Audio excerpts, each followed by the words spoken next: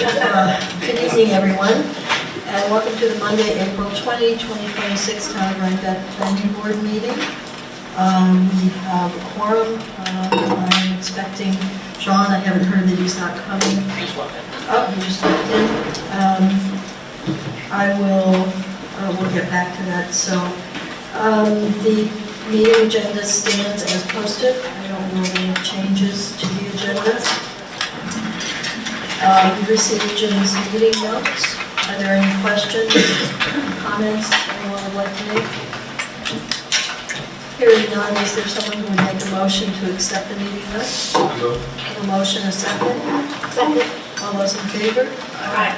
Opposed, abstention, motion carries. You have in draft form the April 6th minutes. Any additions or corrections? Hearing none, may I have a motion to accept them? So moved. Second. Motion second. All those in favor? Aye. Opposed, abstention. Correspondence and announcements. Does anyone have any? I would like to announce that we have received Tom Weaver's formal resignation. He is in the process of moving, as we knew, and has begun that process, and so has officially resigned.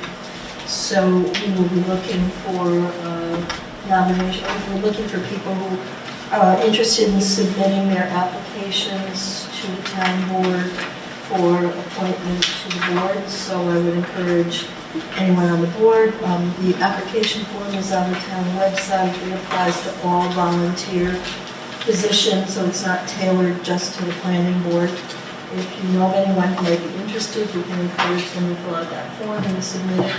And I make this as a public announcement also to the general public that if you know anyone in the community that is inspired to provide volunteer service and is interested in the planning process, please also go to the website and look for that volunteer application form.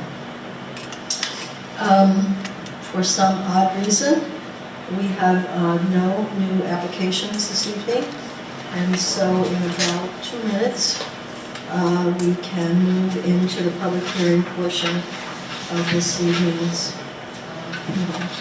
I have just one question. The requirements for serving on the planning board are over the age of 18 and resident of town of Rhinebeck. That's how I understand it. You don't have to have, there's not a special training or qualification. It's open to all citizens of the town. Yes. The form asks your background and your experience and what you think you, as I'm calling it, in these applies to all committees, what experience do you bring that you think applies to the duties of the planning board? But it's a very easy form to fill out. Generally, the process after that is, as Craig knows, anyone that applies those applications come to me from the town board, and we sometimes pair with the town board to interview people who are interested, and then it's ultimately the appointment of the town board, hopefully on the recommendation and agreement of the planning board itself. So that would be the process.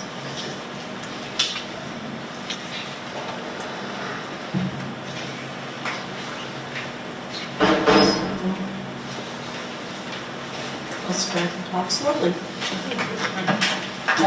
We have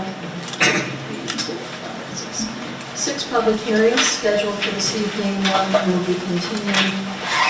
The first public hearing for this evening is the Rhinebeck Court LLC 7 Rhinebeck Court site plan review and amendment.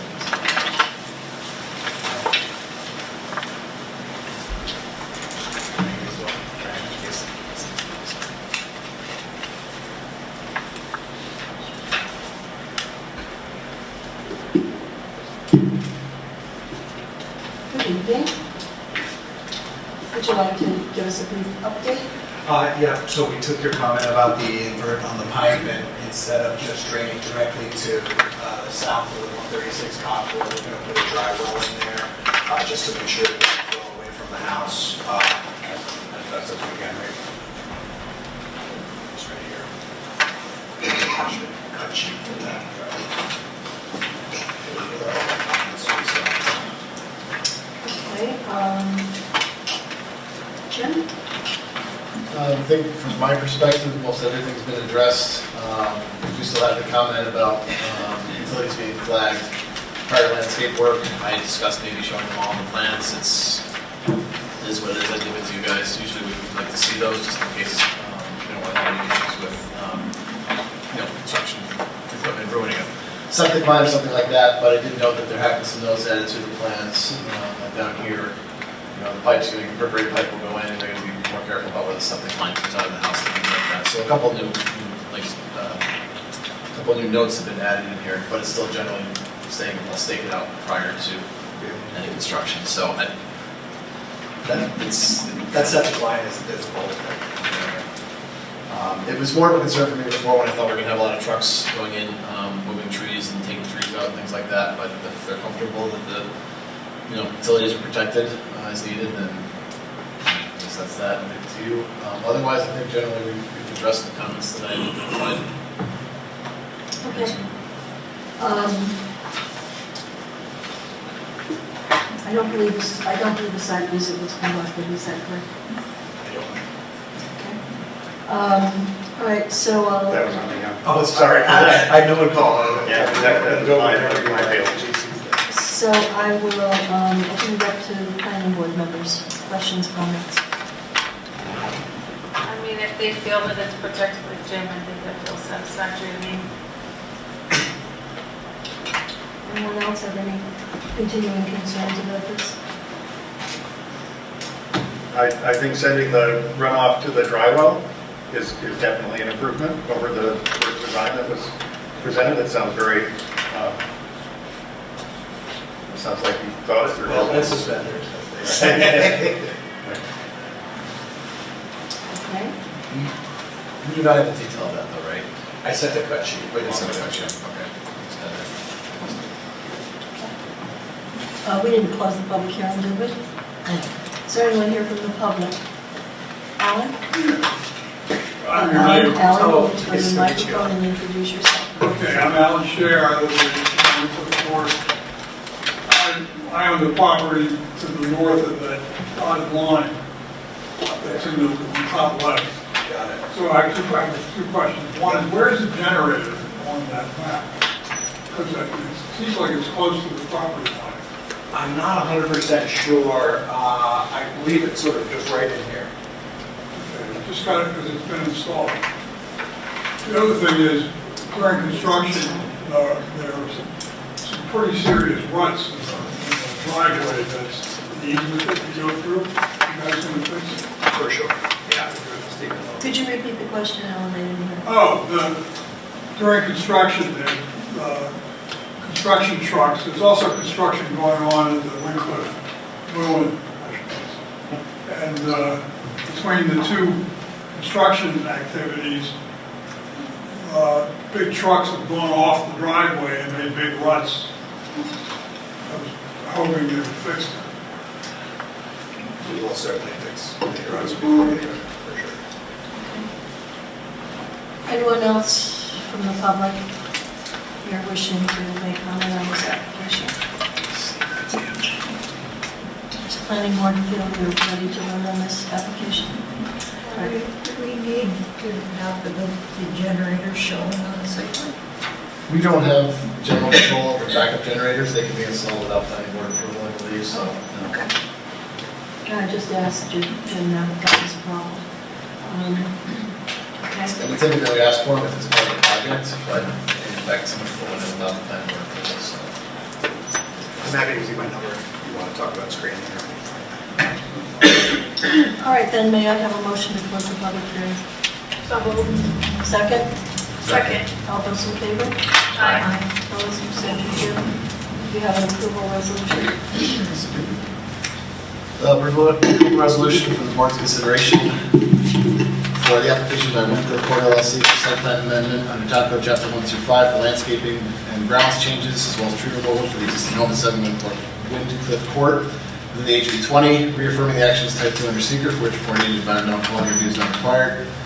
Finding that based upon submitted information, the work is consistent with the objectives and regulations of Chapter 125. We're asking the board to approve the application of inclusive materials and site plan by Lyrics Landscape Architecture Studio dated February 20th, 2026, last updated April 2nd, 2026. Asking the board to authorize the planning board chair to stamp and sign the above cited site plan upon the satisfaction of the 3 conditions listed there. And noting that taking this action, the board authorizes the planning board secretary to provide the approval resolution to the applicant along with details on next steps. And reminding the applicant all plan sketches on the materials submitted to the town of Rhinebeck Building Department must be the same as those that were submitted to the planning board. May I hear a motion?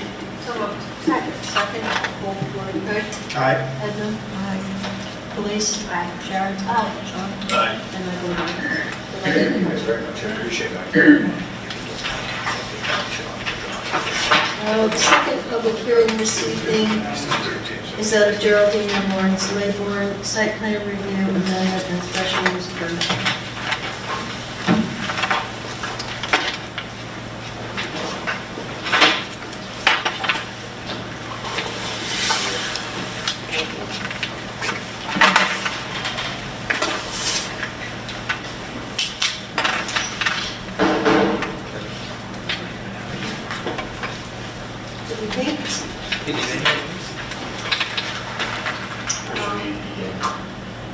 I don't want to say at the beginning. But why don't you update us on action or activities that have taken place since the last meeting? So the main action was we did the test pits at the front of the building and determined that it was virgin soil. And so the previous assumption that we had made about the end of the rubble field was confirmed. Okay. So, and then we have, a sample here of the bathroom roof and the painted siding that we would be using as a substitute for the zinc siding that we requested. Okay. Jen? Nothing new from me. Everything we discussed last time. Just report on mine. Planning board members? Yeah, actually, I did, even though we had waived the site visit, I went by the site and managed it with me. And, I mean, it looks as described.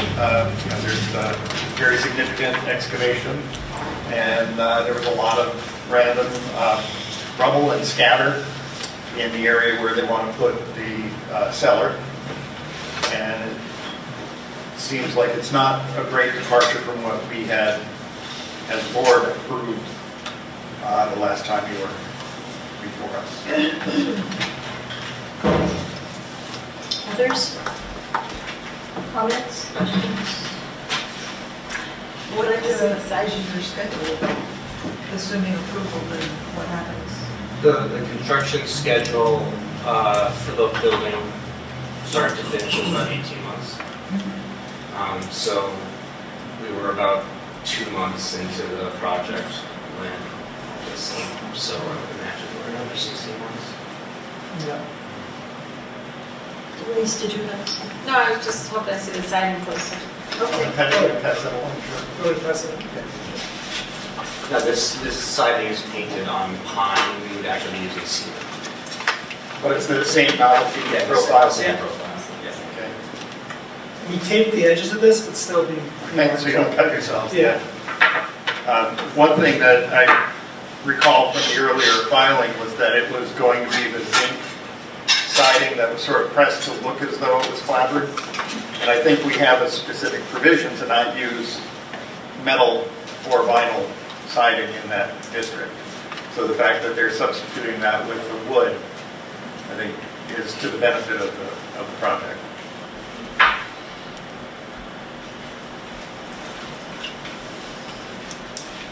And what is that? This is the zinc siding, I just brought it so you could see the color matching the Dutch wrap.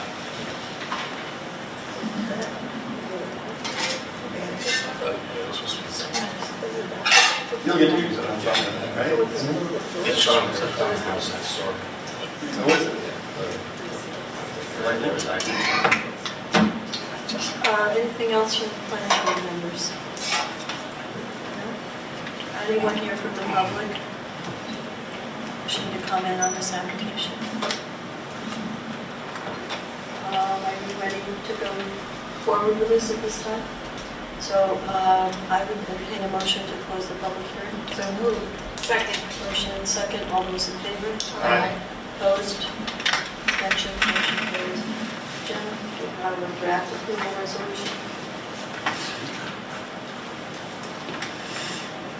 Draft approved resolution for the board's consideration for the application by Geraldine and Lawrence Laybourne for site plan amendment and special use permit under Town Code Chapter 125 for changes to the approved site plan to provide full cellar, undertake the related earthwork required for the cellar, and change the siding and roofing materials at 71 Orchard Drive. Reaffirming the action is type 2, for which coordinated environmental quality review is not required. Asking you to find that based upon the submitted information, the proposed work is consistent with the objectives and regulations of Chapter 125. With respect to the application for the special use permit, asking the board to find the work and intended use is consistent with the general standards for special use permits and granting the special use permit. Conditioned upon approval of the site plan. And with respect to the application for site plan approval, asking the board to find the work and intended use to be consistent with Town Code Chapter 125. And approving the application inclusive of the materials submitted by John Paul Architecture PLLC dated February 17th, 2026. Asking the board to authorize the planning board chair to stamp and sign the above cited site plan upon the 3 conditions listed. Again, taking this action, authorizing the planning board secretary to provide the approval resolution to the applicant along with details on next steps. And remind the applicant that all plan sketches and the materials submitted to the building department must be the same as those submitted to the planning. Your motion? Second. Second. Roll call for Frank. Aye. Aye. Denise? Aye. Sharon? Sean? I vote aye. Good luck. Hope it goes more smoothly.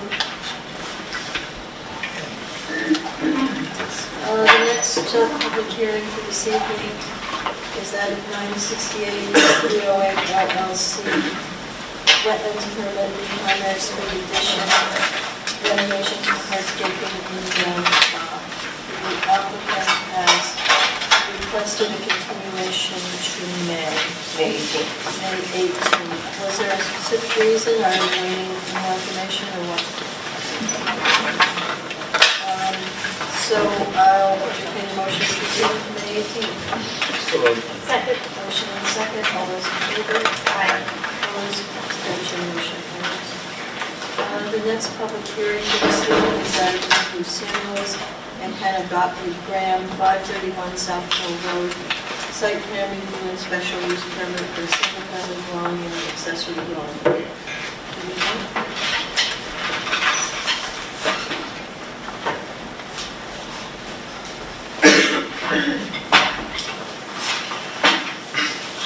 Good, how are you?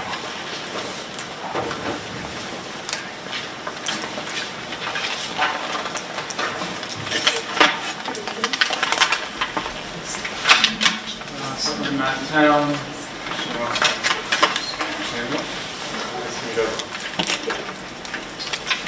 So updates from the last meeting, we held an additional site visit with engineers, with planning board members, fire chief, fire inspector was there also. I think it went pretty well. I've been working with the DPW to get the entrance permit. I don't see any issues there. We are in receipt of comments from the engineer. I didn't have enough time to update those prior to the meeting, but we talked about them at the meeting. I think I have a pretty good idea of how to address.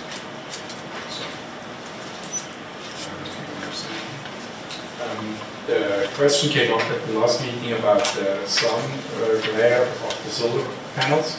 So I brought the full scale model which shows the solar shingles facing south, and we have submitted an additional drawing 2 weeks ago. And then I also brought one of the solar panels that we're intending to use, so you can actually see the shingles that go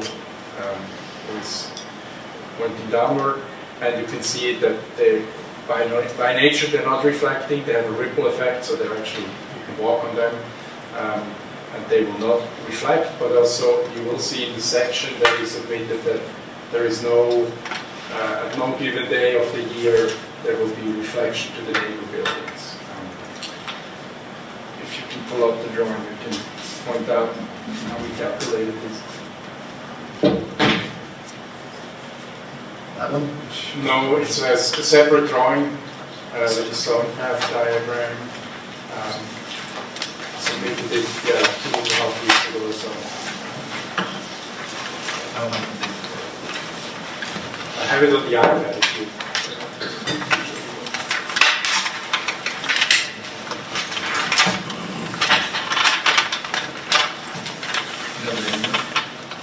The file is 260406 zone study.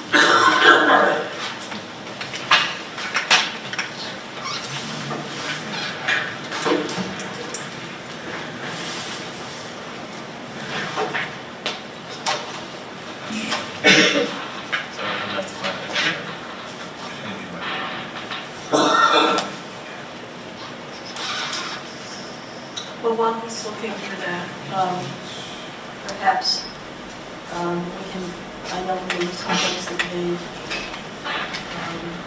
site visits, so we're just looking.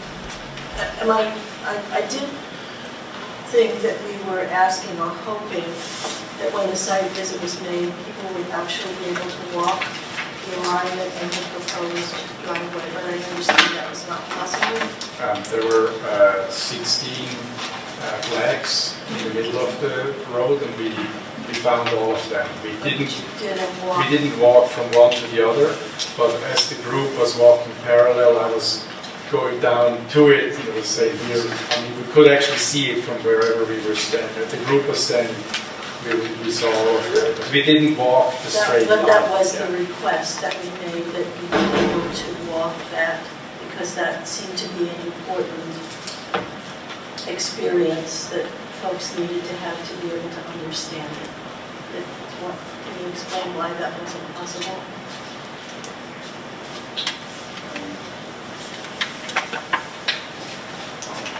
I think we thought that being able to see it would be enough. I think it made it, my understanding is that it also made it very hard for the fire department to visualize what they would have to encounter just by looking from a distance. Was that what we Okay, I asked? didn't hear that Well, at the site visit. but it is yeah. what we asked Right. when we assigned this site visit. So you're still looking? Why don't I go ahead and ask for comments from folks who made the site visits? Well, it's a beautiful day. Thank you guys for making it happen. I think in relationship to the driveway specifically, I think there is tremendous value as we sort of report back and analyze the driveway to be able to walk it. And the flags are super helpful. It's just that we're now in a more dense time. So the underbrush was quite big. So, there's kind of two paths that take you to the site, and so we did a whole loop, but the driveway cut is somewhere in between those, and it's good dense. Although you can get a visual of a flag in a distance, you can't really see the topography or be in the place to see the distance of the water or something like that, right? So, while I still think there could be great value to that. As for the site itself, I'm always looking at curious forms on the land and how things are going to be placed. It's something that feels really important to me. And I was, I'm a little confused about the details that are outside of my range of expertise, but I'm curious to hear about from the fire department's point of view, how are the trucks successfully going to get down there and back and so forth, and I'm looking forward to all the details. As for the site itself, there's definitely bedrock. I felt relieved by that, and it doesn't seem like a really difficult site to build once you're there. It's the getting to it, it's the access that I just think there needs to be more clarification on. And certainly, I know we shared a little bit about this outside, is you're so close to the easement that just ensuring what are the construction methods that don't impose, infringe on that at all or cause any harms. And it sounds like answers to that are unfolding. Yeah. So, in short, I was pleased when I got to the site in a sense that it felt like a more understandable reason of why it would be placed there and how the natural bedrock will support it and so forth. It's the driveway access that still feels a little like it needs more clarity to me.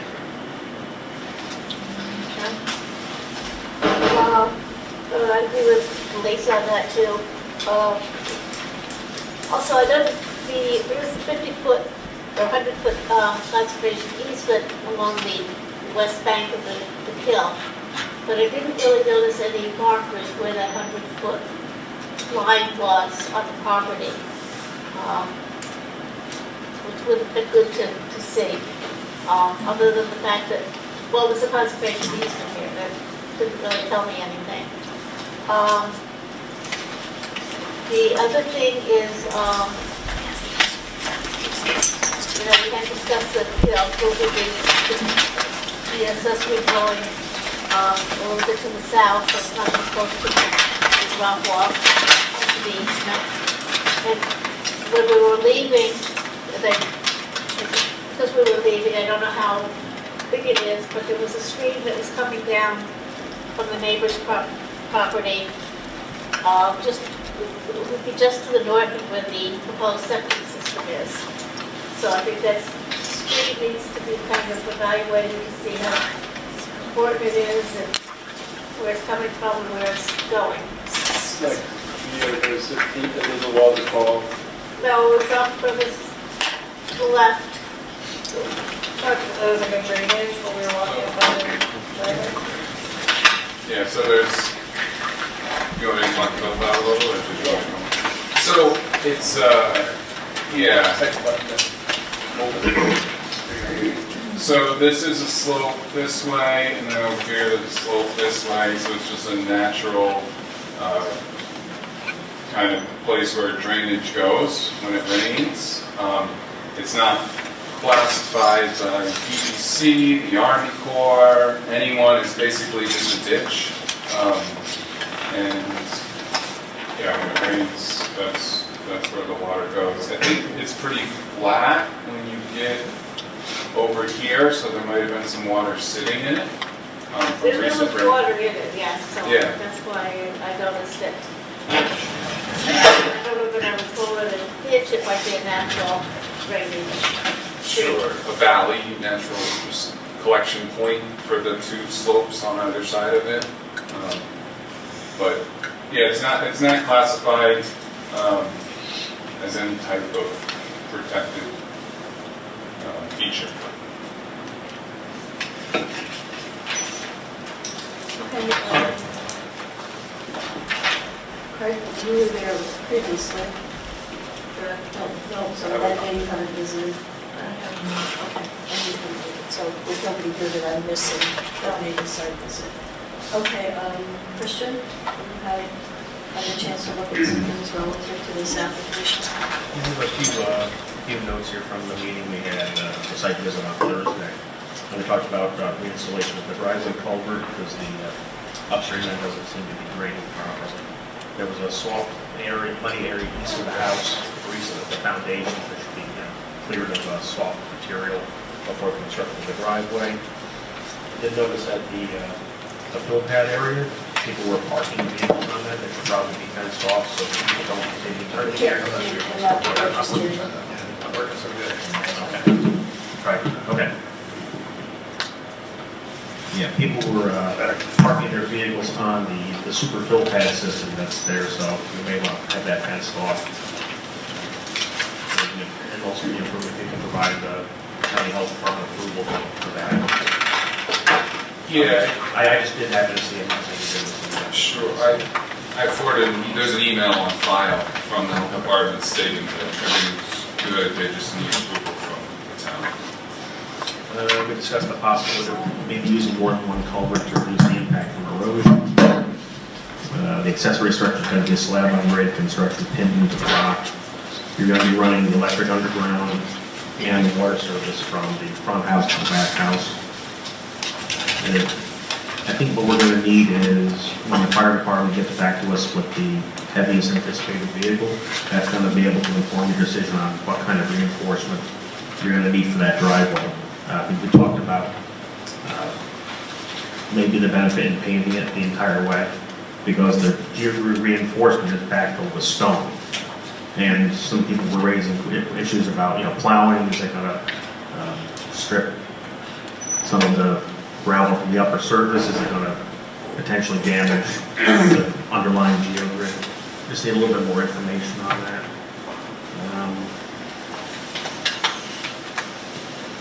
That's pretty much all I had in addition to the previous letter that I written. So this is in addition to the letter that you referred to earlier, which you said you were going to be working through. Yeah. All right. Planning board members, any other questions to raise at this time? I'm wondering about the solar. Is it covering only that one roof area?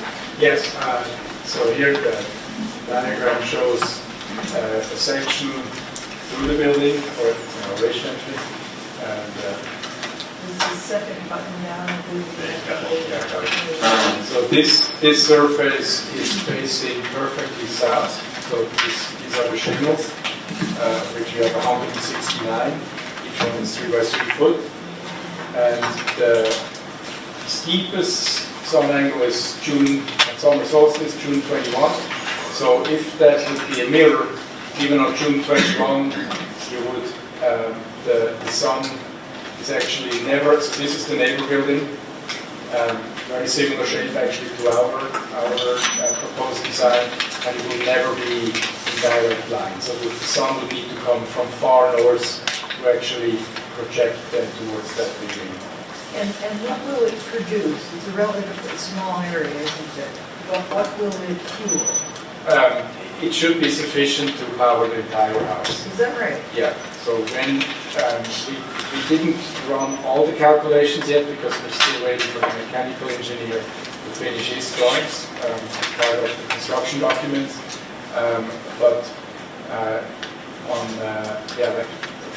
I have the same solar panels in my house in Socrates, and they produce. Now we had it 2 years in operation, and it was always between 14.5 megawatt and 16, and the house itself uses about 8 to 10 per year. So these are fewer panels. It's a larger house though, but we are pretty optimistic that this 169 panels will cover the.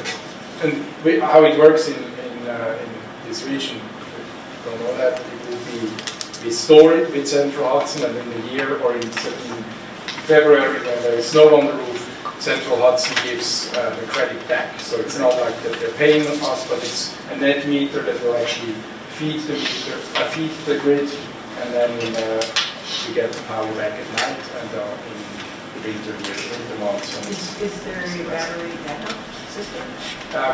There is an option for a battery. Again, this is the fine details that we're still planning with the mechanical engineer. But there is the add-on of a battery is possible, yes. So that we would not need a generator. That would be another side effect of that. Are you going to heat with heat pumps? Geothermal pumps, yes. Okay, so not air contact. No. So there's no mechanical apparatus that's obvious from. No. Invisible, and then we have. The mechanical room is placed next to that garage, so in the basement, and that's also where solar inverters will be and the possible battery. So currently we have the access to the garage, and then this entire area here is utility room. How many holes are you going to have to drill for the 4. I think it's 4 wells up here for this house, 300 feet. So I think it's 300 feet wells, and then 2 additional ones at the waterfall house. So yeah, we have 2 wells down here, and 4 wells here on this lower area. And you can do that without additional clearing of trees? No trees on top of this.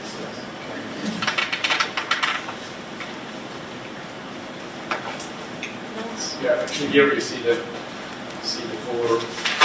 points of the geothermal wells. This is drinking water. Here are the 4 geothermal wells. And then there's 2 more here.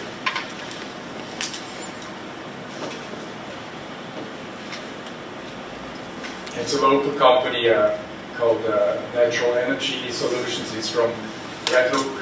And yeah, he serves this region and he's very, very experienced and knowledgeable. It's still a bit tricky to find the right team to put it together. I just have a question regarding the wells there. Is there any requirement how far away you need to be with the geothermal well from a drinking water well? I don't say it's not like a septic that has to be certain. Like we're, I don't know how many feet it is, but I would say it's like 40 feet, 50 feet from the septic, from the drinking water that is already there. But we could move it further away if needed. But And is that like a closed loop well? Does yeah. it?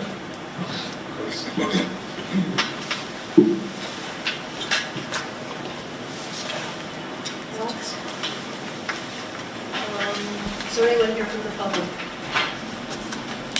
Should we comment on this application? Maybe we could, Andrew, say what's in the findings also. I just wanted to speak for a moment, if that's all right. First of all, thank you guys. I've been following along, watching these videos for the past couple of months, so this has been a super informative and cool process to watch. And for near the end, I just wanted to come and introduce myself and speak to one thing that has been coming up recurrently at these meetings, and that is the need for the size of this property and the bedrooms, specifically if there's any intention of using this for a commercial purpose. And I want to just affirmatively say that my wife and I have no intention of using this as an Airbnb. To the contrary, I was a real estate lawyer for 10 years and represented landlords and actually helped change the regulations in New York City against Airbnb. So this is definitely not something that we intend to introduce for commercial purposes. To the contrary, my wife and I want to entertain our families and have plans to have a couple of kids, and we want this to be a property that is within the family for, forever. We also run a business together and have a lot of clients in the arts and culture space, and we intend to be able to invite them up and really spend time in the town and fall in love with upstate the way that we did. So I just wanted to speak to that and be here as a resource if you guys have any questions for me directly. Thank you. Back to the public. Anyone here? All right, so Jim, do you want to summarize? John, anything you want to add at this point? I believe it's still before the zoning board of appeals. Say that again, please. Still before the zoning board of appeals. Yes, that's correct. I was taking notes as we went through, just trying to make sure I captured what I think is needed. So you're still looking for highway approval. You are going to address the comments from CPL. You do have the county health letter that you sent us, so I can't open it, that's fine, I'll deal with that. The fire department reply about the size and weight of the vehicles and ZBA approval. And the fire inspector. Separate from the fire department. Yeah, separate from the fire department. This is comments. Yeah. There is an email on file from the fire inspector saying Okay, he was. we'll take that out. But he also on his site visit, right? He was, yeah. So we'll probably reach out to him to reconfirm. Because I think he had not made the site visit before he sent his initial comments, That's correct? They were just based on the site plan. Yeah. So I just want to ensure that his observations in the field are consistent with what he wrote originally. Yeah. Okay, so then I would entertain a motion to continue until May 18th. Is that right, Gretchen? So moved. Motion, second, please. Second. All those in favor? Aye. Opposed? Abstention? Motion carried. Thank you very much. Good luck. The next public hearings for this evening is at Local Land Partners. I'm going to ask because we keep asking ourselves this question. Is this pronounced Buzzle or Buzzell? Buzzle. Okay. And there is Mr. Buzzle, 573 308 major subdivision, 10 lot subdivision. Good evening, how are you?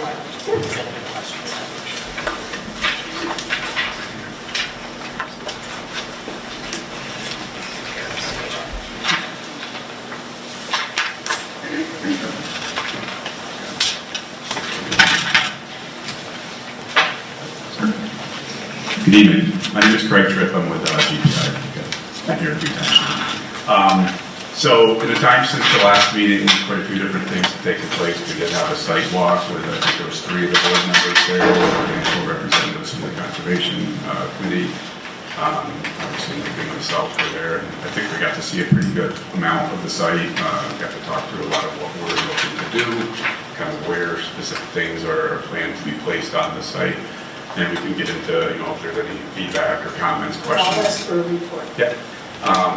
So in addition to that, there were a few things that came up at the last meeting. We did get the approval on the yield plan, as you all know. And as part of that, you asked about initiating that outreach to local land trust. I think he's coming tonight, so he can speak to that. I know that we've started that process. I don't know specifically where we stand with it, but I know that process has begun anyway. Can you tell us who you reached out to? I believe, I think he was talking about Scenic Hudson and Winnicke, I think were the 2 in particular that he was considered. Okay. We also got just a couple days ago, I received the formal response letter, comment letter from CPL, which we went through for the most part at the last meeting actually, but I will be issuing a formal comment response letter with respect to that, and we can get into that as well if you'd like to.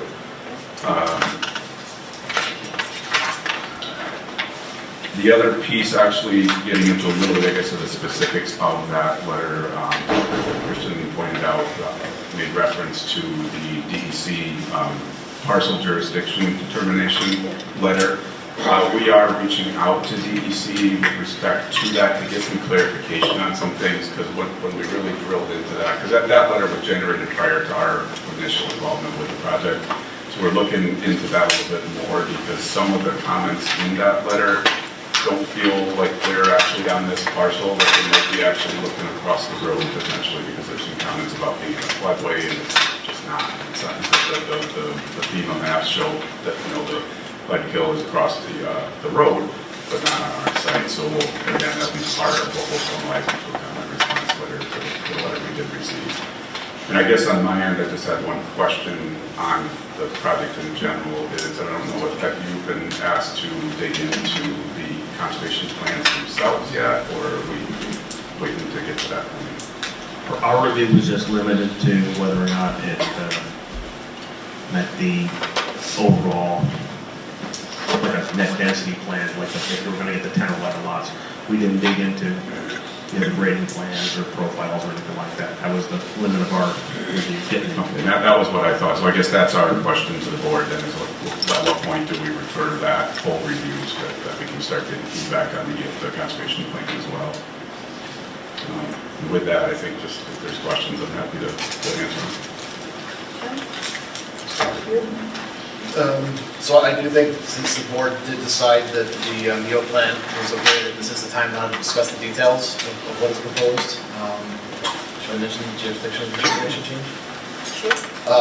I don't know the details of it, but I did want the board to know that the jurisdiction determination law that was passed by New York State in January, that started January 1st, 2025, was struck down by courts last week. Oh. So I do not know where anything stands related to jurisdictional determination. The entire law was struck down by the courts. So I don't know where that leaves any of us on that. But for now, we will move forward, just assessing it as we would have, I guess, back before that law came about, January 1st. And we'll just have to see what happens as time goes on. There are still wetlands impacts. I don't know what that means for you talking to DEC. That would be for you to tell. But it definitely complicates projects that are in process. We're going through a process, and now we are not. So we'll figure that one out. But I do think, other than that, John, did you have a comment you wanted to make about that?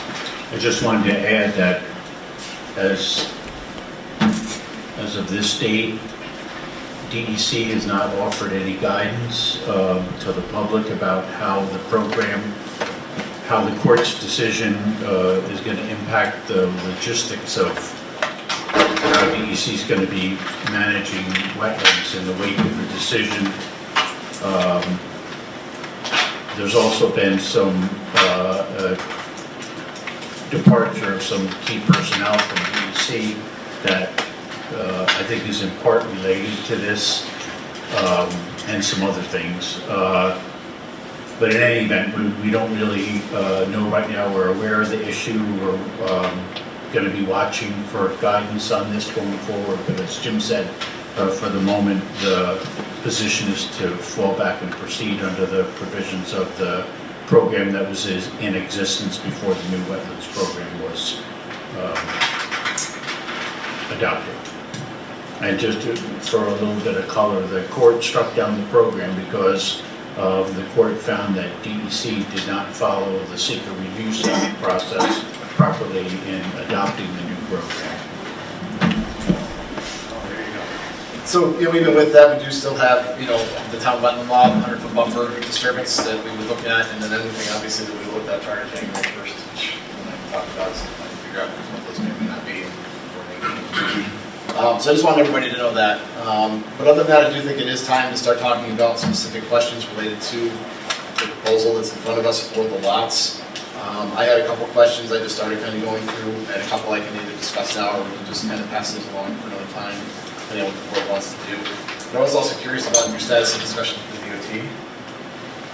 We actually haven't initiated any of those discussions yet. No, we're kind of waiting to get a little bit further along into the conservation subdivision plans themselves, as far as on your end, as far as feedback and that kind of thing. So I don't know if you want me to just kind of go through my comments real quickly, or Sure. Well, go through your comments quickly. I'll ask those who need the site visit to the fair report. So Mr. Buzzell has arrived, and maybe he can update us again on the conservation design updates. So we'll go in that order. yeah, so again, just starting to look at the design and some questions, looking at it from a deeper dive. I was wondering, and again, you get these notes from me after tonight, if there was any way to combine the driveways for lots 6 and 7, which are in the back here. We have one driveway coming through here, another one very close to it.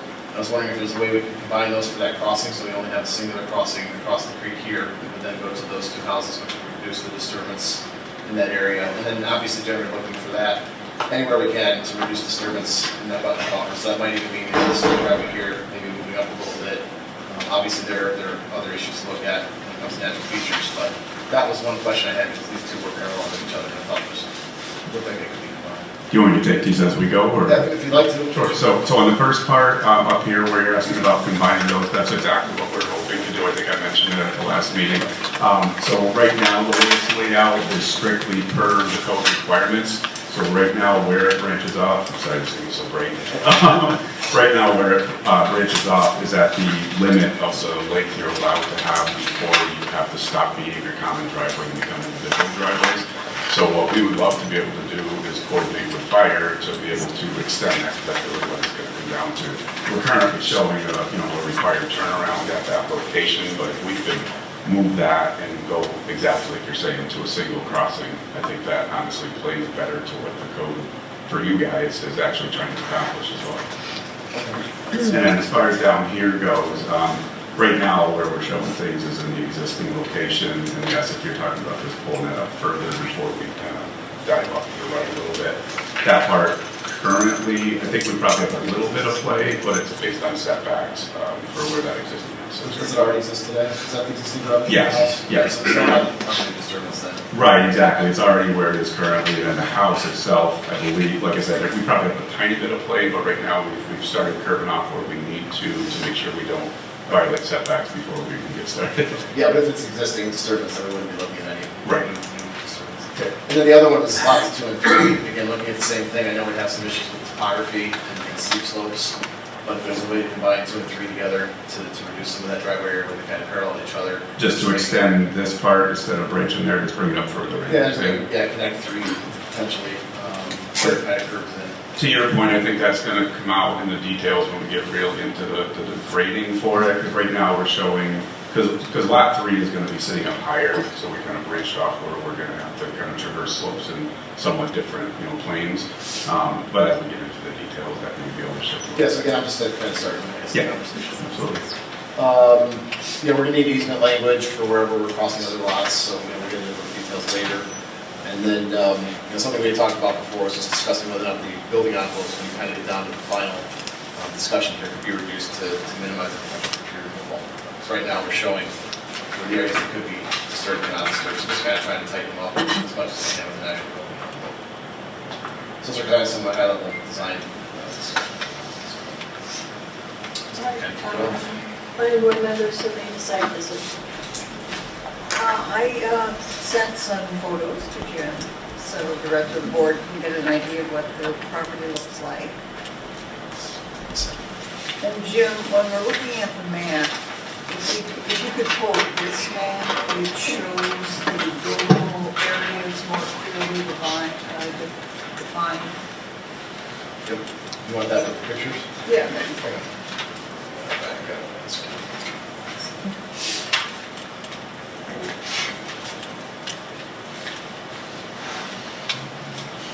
And Matt could use this because mine isn't working. Okay, help yourself. And nice.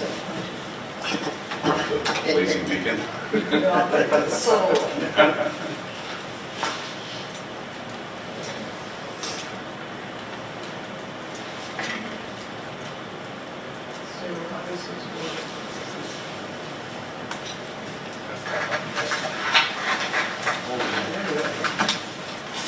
Okay, great. Yeah, so the area off 308, let me get my little microphone here, shows some fields and some rather widely mowed lanes going up to the wooded areas. And so it's, when you're getting close to, I'm going to the map now, you're getting close to this site here, the wooded lane, or the mowed lanes disappear and you're into rather thick woods. You know, at the next photo.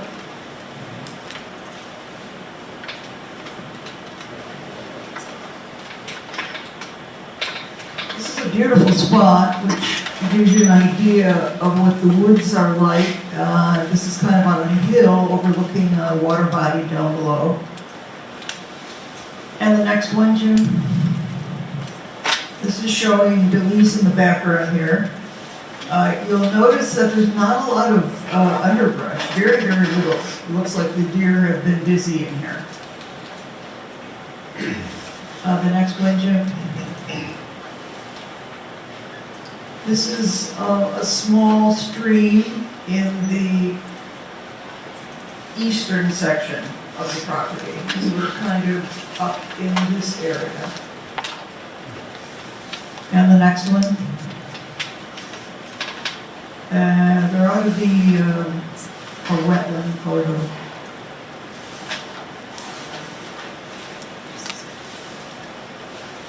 Here we go. This is where the ground flattens out and the stream actually turns into a wetland for a period of time. And Denise and I were up near this rock wall, and we were standing somewhere around here, and in the area down below at the stream was pointed as where the driveway would cross. We walked down, and I think we walked to about where we were pointed, and what we found was a rather wide wetland. Is there another photo of the wetland? Is that it? Okay. So I took a look at the Rhinebeck Natural Resource Inventory map, and Jim, you've got a photo of that, to take a look at the streams on the property, and they are here. And as you can see, they merge, and then they enter the Landsman Kill.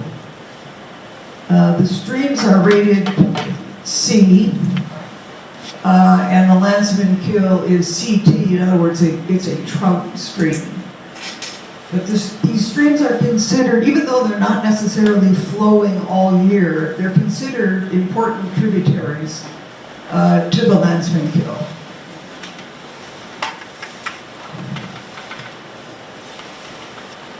And that made me think about, you know, when development starts, what would be required in terms of taking care of those streams. And right now, what's proposed are 2 stream crossings. And yeah, if we could go back to the map. Is that the map I was using?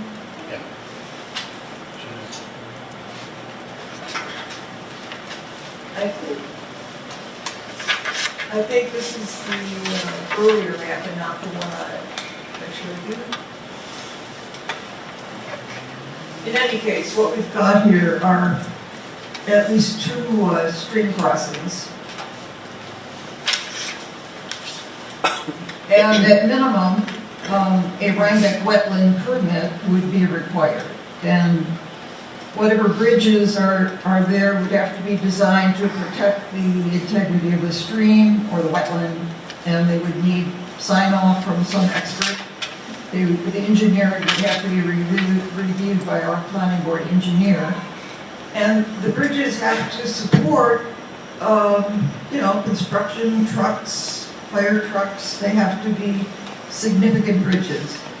And I have some experience with building bridges. We had to replace a bridge over the Fallsburg Creek.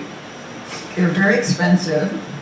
Our cost was close to $100,000 for engineering, excavation, concrete, steel girders, wood planking, and permits. So I asked the question, given the fact that we want to protect the stream and bridges are very, very expensive to produce, what is being yielded by these bridges? And if you take a look, for example, at this house site, this building envelope, after traveling, I think it's going to be 1,000 feet to get up there, you end up with a house site that's very close to the northern and eastern borders of the property and closer to a house on this property than to any of the other houses in the subdivision. This property here, see, it's very hard to see what's defined as the building or the buildable land, but I'm putting the pointer around it. It's a very small area that's considered buildable here.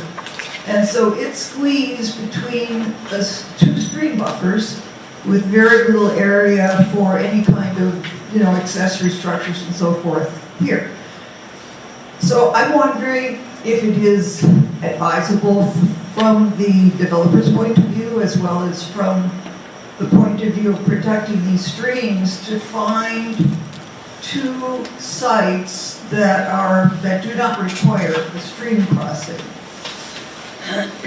One possibility for a site is here, near this stone wall.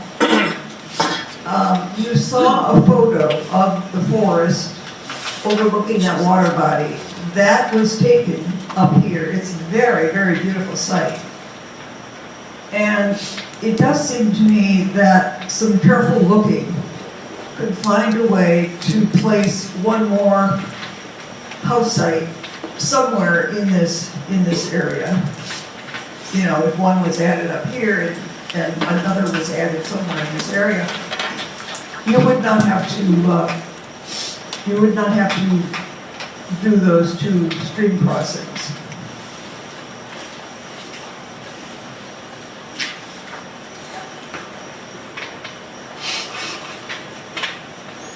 Now, this site here, it's in between. It's partly on one lot and partly on another lot. And it seems to me that what's going on here is the ability to find the very finest building sites, the most secluded, the most beautiful sites, might be hampered by this perceived need to divide the entire 100 acres up into individual lots, rather than having lots that are closer to development site size, 2 or 3 acres, and have them surrounded by, 65 acres of property held by one owner or a homeowners association or something like that.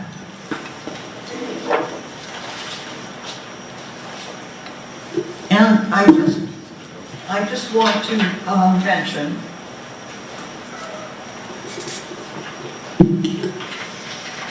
that this idea of having smaller, I don't want to call these lots clustered, by the way. If you put houses on 2 or 3 acres in secluded settings, they're not being clustered.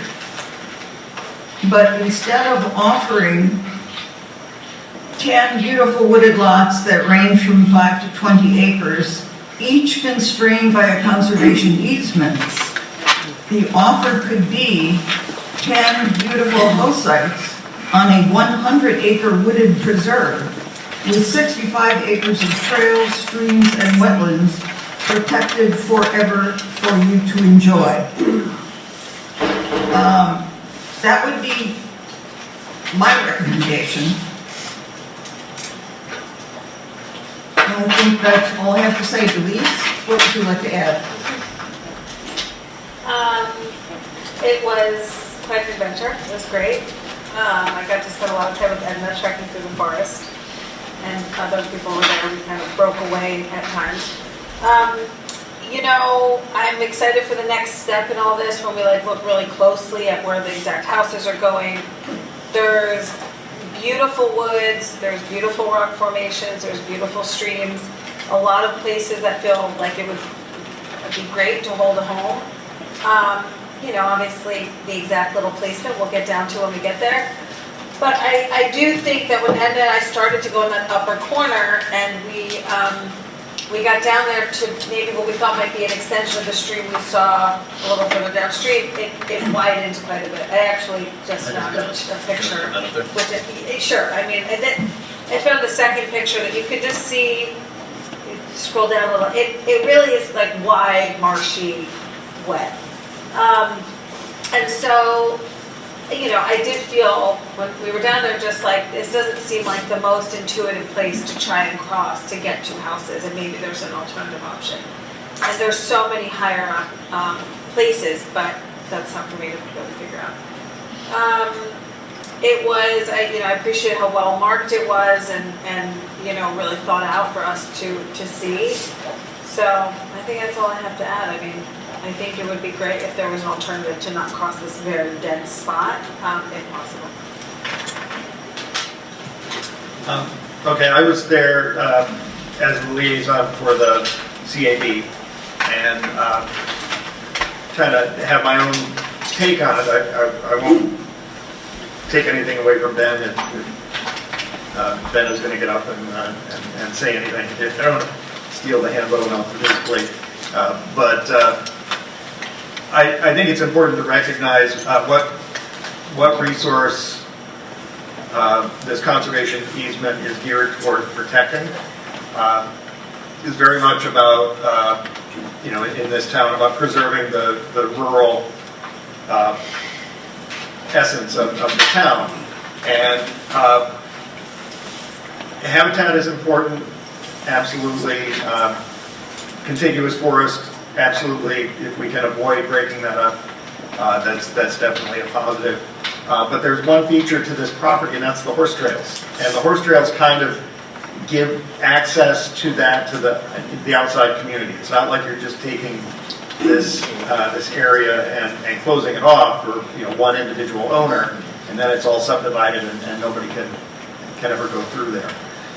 So they've made an effort to preserve the horse trails, and I think that's a key resource that sometimes comes at the expense of other resources. Now, this is maybe not the only way to go about diagrammatically laying out this property. I think there's more refinement that can be done moving forward.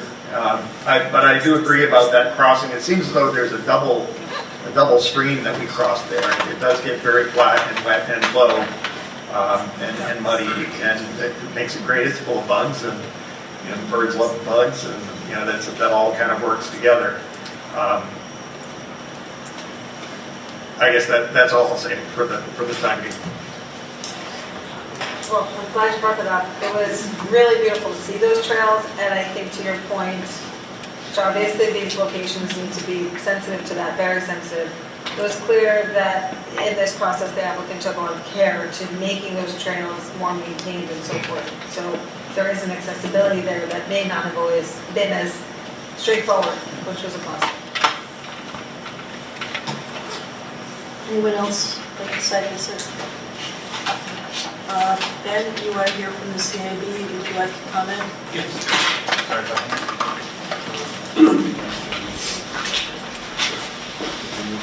Ben Moffitt, CAB. I'll read a portion of the report. We believe the plan represents a well-meaning yet preliminary step towards responsible development in Rhinebeck. We believe the following aspects should be addressed before the approval of the proposed subdivision. The plan identifies 35 acres of conserved land, but you see that the statistic shows the majority of the land consists of wetland regulated buffers that can't be built upon, regardless of whether a conservation subdivision designs and use. The town's conservation subdivision designation is meant to deliver open space above and beyond what environmental regulation already mandates. We don't think that this proposal appears to do that. The comprehensive plan defines the Rhinebeck's essential character as a landscape of sparsely settled communities existing alongside open space, farmland, and woods. In this district, the RC5, where the subdivision is going to be located, there should be every effort made to continue to preserve the rural character while allowing thoughtful development. What's proposed here is instead large lots distributed across an entire parcel, resulting in fragmented open spaces. This is not the rural character that the comprehensive plan is designed to protect, nor would a conservation subdivision reflect. Clustering, while not specifically required in town code, is generally accepted optimal layout for a conservation subdivision and should be considered to minimize the environmental impact of the subdivision's infrastructure and to establish a more contiguous conservation area. The current plan requires to maintain private roadway network of 10 dispersed lots. The road network is required in the policy 101-9-2 to have a defined management structure and should be designated, designed and maintained to minimize environmental impact. However, the management structure has yet to be defined. That may be coming later. I'm just calling it out. And again, this exception is permitted, but it's not encouraged, and it's what's allowing for more lots to be added to this subdivision. We asked the planning board to examine whether a genuinely clustered design serving fewer homes via common driveways would entirely eliminate that need for the exception. In doing so, producing continuous open space that the regulation 125-43 actually envisions. Although reducing the number of developed parcels is not required, fewer developed sites would serve to reduce the subdivision's environmental and community impact. If well designed, fewer developed parcels could also enhance the market value of the remaining sites, as each site would contain more natural amenities and greater privacy. And this was discussed as well, the land trust, but we feel that really needs to be put in place. It's critically important to provide for that to be in place before we move forward. So in summary, we asked the planning board to do a thorough examination of the proposed project to encourage a genuine conservation design commitment and the underlying intent of the conservation subdivision regulations. So, thank you.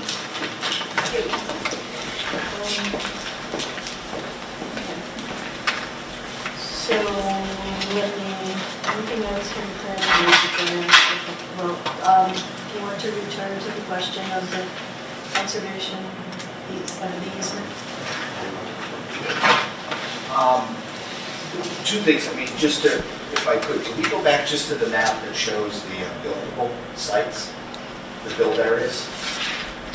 Can you identify yourself, please? Nick Russell. I'm the developer. Okay. And I'm also the landowner on the corner here, so I live there on the corner. So, a couple things just to note. So, from a conservation subdivision standpoint, you notice how much of this land has actually been affected by that distinction.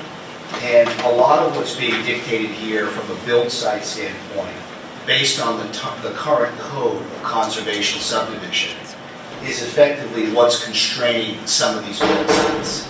So for example, there are setback requirements for slopes over 10 or 15 or 25 degrees, and those setback requirements require 50, 100-foot setbacks.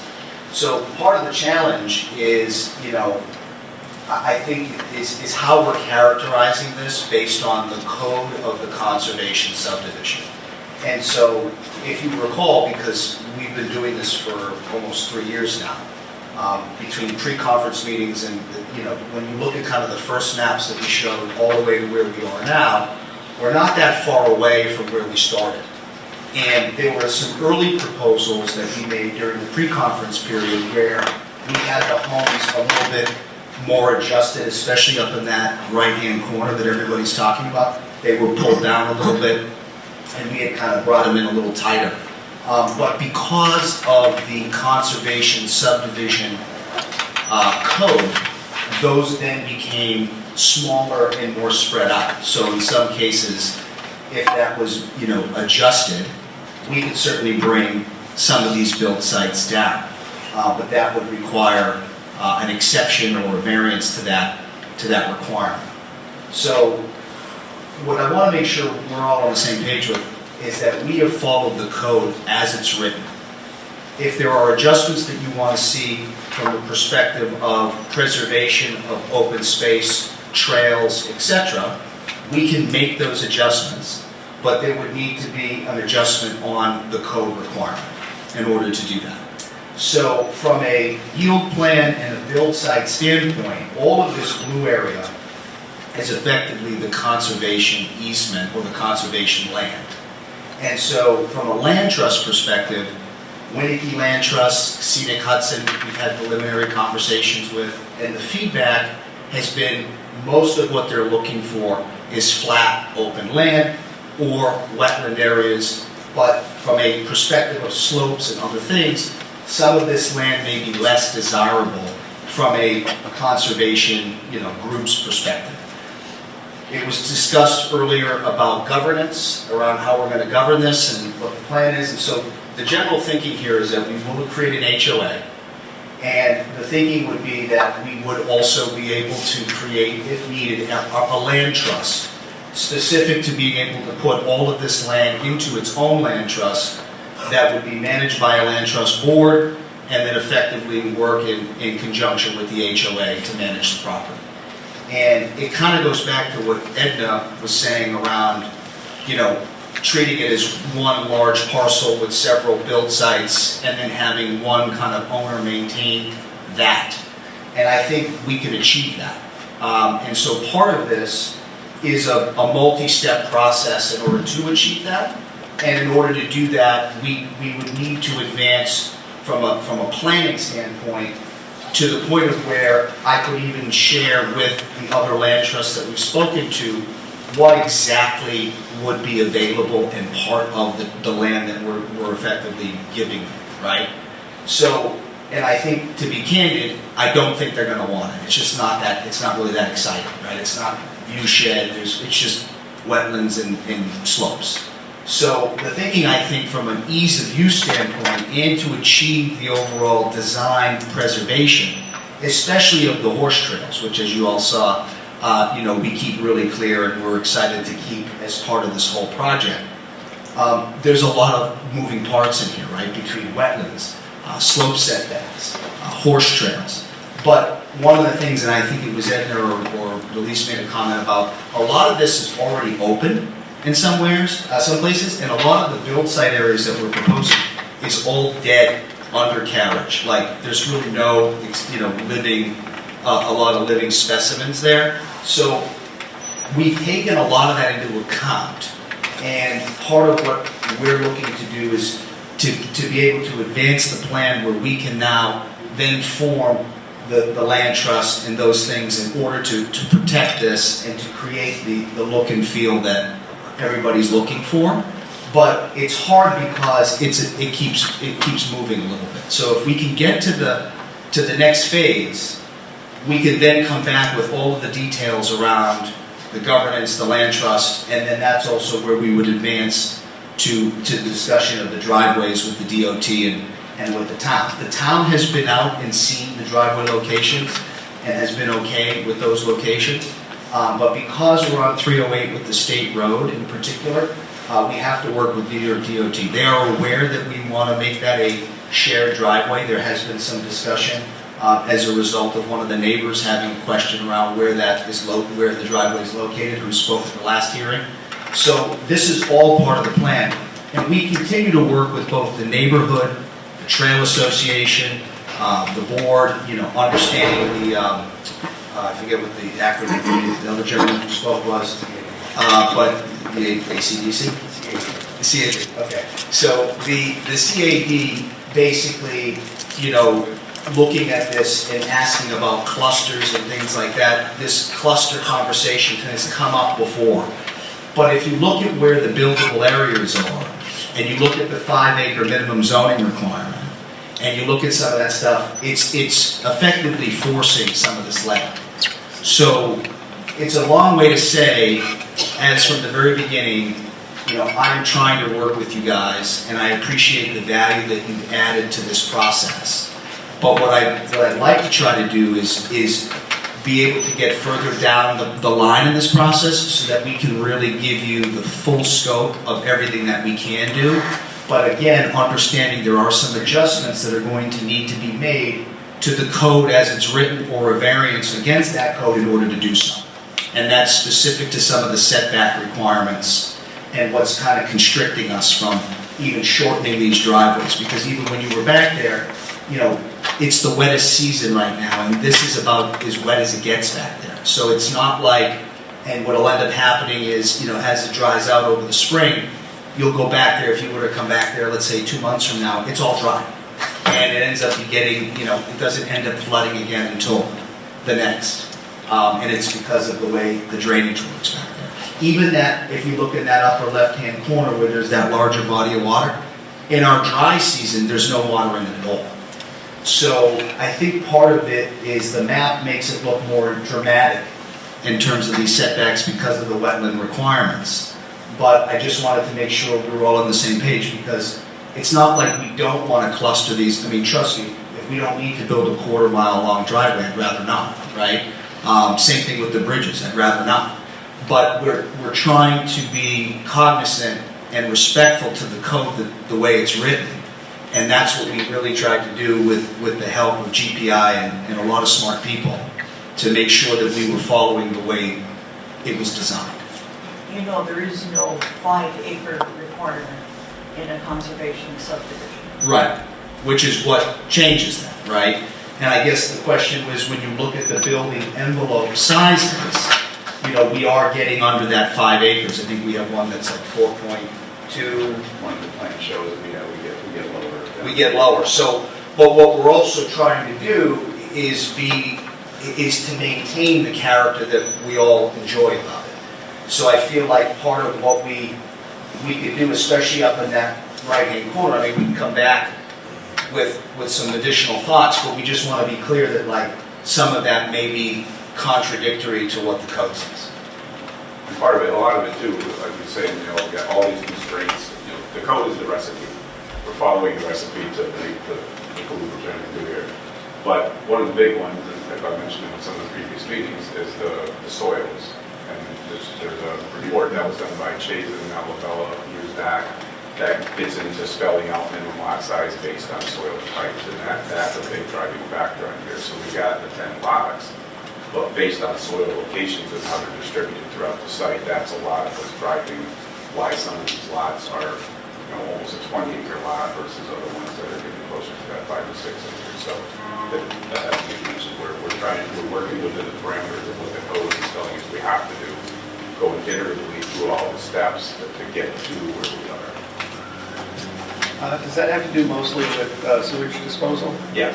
So it's all about the drainage and the perk rates of different species of soil? And basically just have, to state the obvious, the worse the soils are, the bigger of a lot size you're going to need to make sure that you can accommodate the existing 411. And if you recall, there was a map with the red and the yellow and the orange that were kind of hard to determine, but we have two different kinds on it. We have really dense soil that you can do a lot on, and then we have soil that requires a larger distance between the septics and the wells.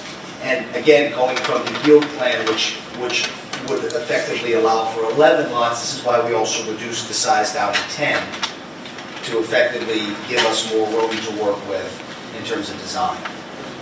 I think that's what kind of confused me from the get-go, is that, the yield plan is for 11 houses. And it's like, well, we're not going to develop as much as the yield plan provides. It's much less. And it just, how much of this blue area wouldn't be buildable under any circumstances? I mean, most of it. I mean, when you look at what's going on here, that's why too, it's like this is 100, it's effectively 99 acres. And we're giving 65% or more of this back to the conservation component. So when you look at all of that blue, the dotted blue is all the wetland buffer. The additional lines are all the buildable areas based on the soil and the testing, right? So, and even when we had the county out there doing the perk tests, right, all the perk tests were successful. But what we knew was that there were these slope requirements and there's other, density requirements in terms of trees and build sites. And that's also where you notice some of these build sites, there's a lot of dead trees. There's stuff that's not even living, right? So this was trying to fit it all together. Like even when we went up on the top of that hill that's right behind my house, it's a great spot up there. But it's density-wise, slope-wise and setback-wise, you can't build up there. So like even that little sliver, that little peninsula, that whole area is technically buildable. But because of the amount of envelope that's left, it's really not buildable. Do you know what I'm saying? So even the stuff that's not in blue could be put in light blue because it's available but not buildable, if that makes sense. So by and large, this conserved area is really just conserving a lot of unsuitable property that conservation easement recipient might not be very interested in. So where are we going with this? So to me, we would just put a land trust and an HOA in place. Right, but if you separated that out and just laid out these properties as more than 5 acres, you couldn't do it because we require a conservation subdivision. Right. So is this that, or are we not there yet? Well, it's like we're making some seemingly arbitrary lines on the map around some areas that are, they couldn't be buildable because of the slope or because of the presence of wetlands. So the purpose of the conservation easement is to kind of dampen down the development. It's kind of an enhancement of that 5-acre zoning. We're awaiting comments from Christian. All right. Okay. I think, we'll be getting more feedback here to perhaps address some of the things that have been raised tonight. John, is there anything you'd like to insert at this point? No, I would just say that, just point out that, we haven't gotten into the secret portion of the review, and that the purpose of the secret review is to determine and identify potential significant adverse environmental impacts at the beginning of the process so that the final design of the process reflects mitigation that is designed during the attention to the identified significant impact. So I would just say that I understand the applicant's desire to have a plan that they can discuss with other parties, but at the moment it's premature to we can't be at that point until the seeker review's been advanced to the point of determination of significance. Is there anyone here from the public wishing to comment on this application? All right, Jim, next steps then as we see it. I think the board should take the comments under consideration, think about anything else you have that you'd like to discuss. John and I need to talk about the seeker, and when we would do that, or maybe that's, start that at the next meeting, I don't know. And then, you've heard some of our thoughts. The board does have the ability under conservation subdivisions to waive certain things.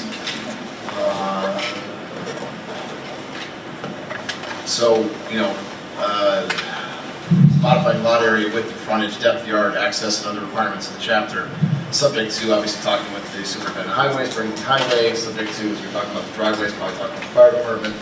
So maybe take some of these considerations, away and think about what, I think is reasonable, like talk about combining the driveways or some of the other things. John will talk about secret, I don't know if we do it in a month, and have to talk, I don't know. Let me ask a question. What about this issue of distance from slopes? Does the planning board have any ability to waive something like that? Distance from the slope? From the slopes, yeah. What has been discussed, the required distance from various size slopes. I mean, if... It would seem so. I'd want to double check exactly what it is we're talking about, but yes, it would seem the board has latitude to make adjustments to the requirements. If they were waived, I believe that would open up significant buildable area, which might allow you to, right. So it's specific to lot area, width and frontage, depth, yard, access, and other requirements of the chapter. So, yeah, I mean, there's definitely some potential for discussion in there if you want to make some modifications. We'd have to talk about exactly what they are, just to make sure they're consistent with code. The one thing with the process, understanding the seeker in the CPL discussion as well, I do think with Craig's expertise and CPL, if they were to have a real working session around this, I think we could come back with something that would address most of what we've heard so far, and then also make some suggestions where there would be some latitude and maybe some specific adjustments that could be made. So, one of the comments I had in my initial letter is how you're proposing to handle stormwater. Because the plans I had show no provisions for that at all. No, yeah, you're correct. We haven't, basically, we're not at that point yet. Was the plans that are developed at this point are specific to where we are in the process, the breakout and what the code requires for each individual sheets. But as far as what the intention is going to be is, like the rest of the project, to be as unimpactful as possible on the site. In other words, we don't want to be just digging big holes for stormwater detention ponds and things like that. We'd be taking advantage of green infrastructure practices, road side swales, taking advantage of the 25-foot distances across grassed areas for pre-treatment, all the things that DEC's regs that let us be more gentle on the site. And you'd be forming an HOA, the purpose of which would be maintenance of all the common infrastructure, common driveways, and the stormwater infrastructure. That's right. It would be the land management of the whole development. One question I do have is, so there's been quite a few different people that have spoken, whether they have spoken comments or written comments. Will we be receiving like a formal version of all of these comments to respond to?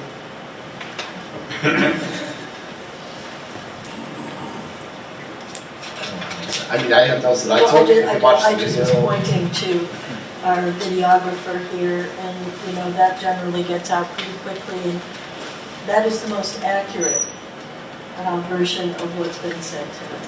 I would be happy to send Jim my notes. Okay. I believe Ben submitted a report to Gretchen this afternoon, maybe? I didn't see it. All right, if Well, not, once that comes in, that's public record, you'll be able to see that. And Ed was graciously going to send hers along, so I And then you can supplement that with the video as well to get right down to the details. And so regarding seeker, I do think we have a little further to go, because we can't just seeker without looking at things like, water and SWIP considerations and things like that, so we wouldn't be doing it next month, but I think we do have to get to a point where we all feel like the plan is generally where we want it to be in order to be able to do the seeker. Certainly, if suggesting you may, if Christian has questions or comments, we encourage Christian to speak directly with your team and follow up. You don't have to wait until next month to have him come back and ask a question in the meantime if he needs that for clarification. Perfect, that's a better way to go. All right, if nothing else, John? I just wanted to respond to the applicant's offer to, have a dialogue about it, and I think it's a good idea, and the board is willing to do that and has done that in the past.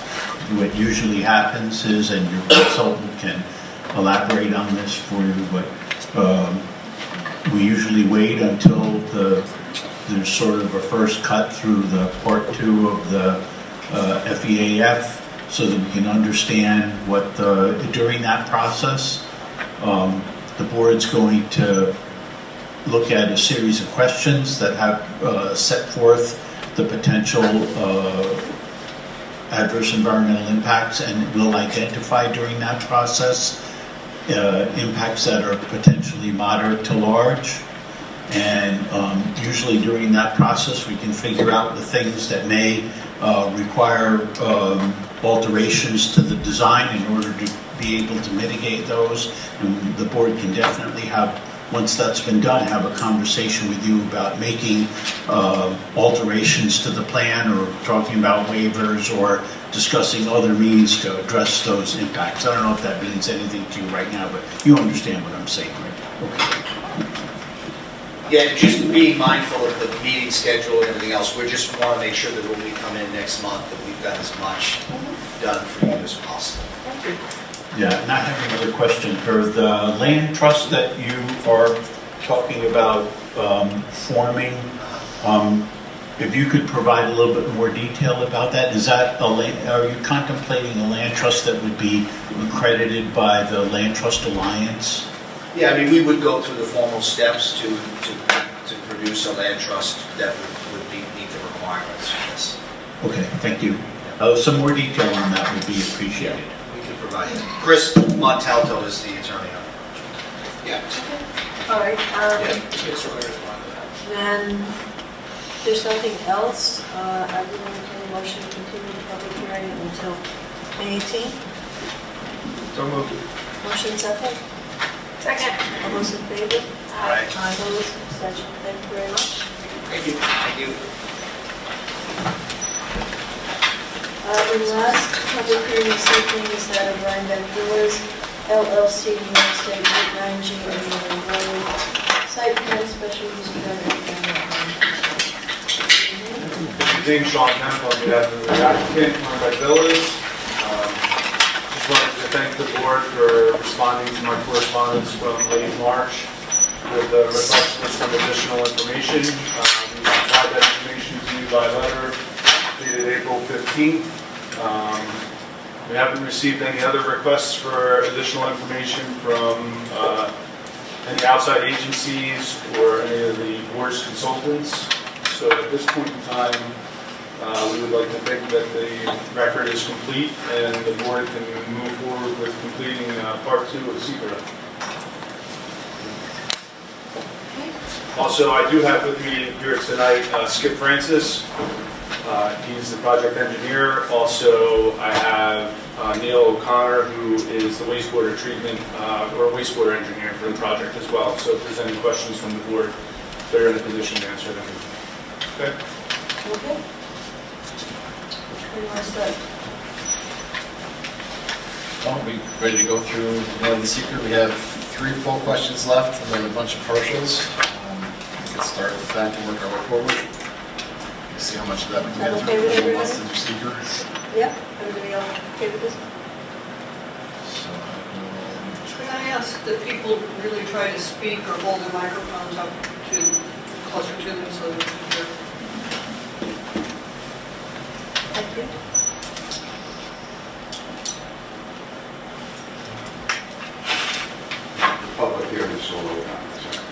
We're going to go through a few of these questions, and then there is a public hearing that's still open. We'll ask for comment.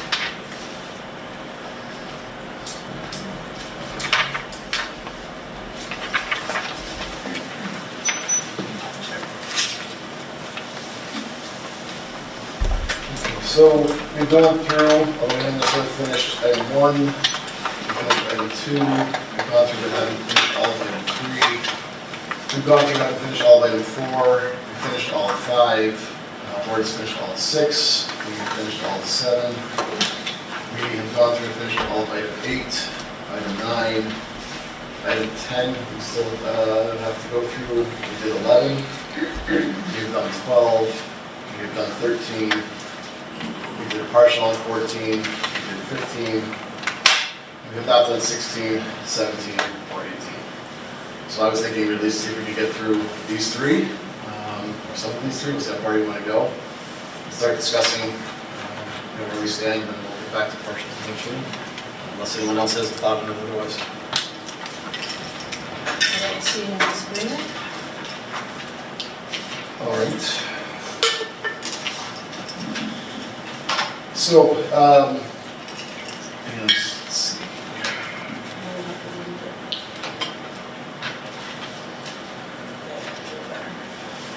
So question number 18 asks the board to consider consistency with community character and whether or not the project is inconsistent with the existing community character. First question is asking if the proposed action may replace or eliminate existing facilities, structures, or areas of historic importance to the community. No. I guess just for the note for the record, just general, yes and no's are good unless we want to go through and have a discussion. B, the proposed action may create a demand for additional community services such as schools, police, and fire. And if it does, do you believe that would be no or small impact or moderate to large impact? Well, there would be,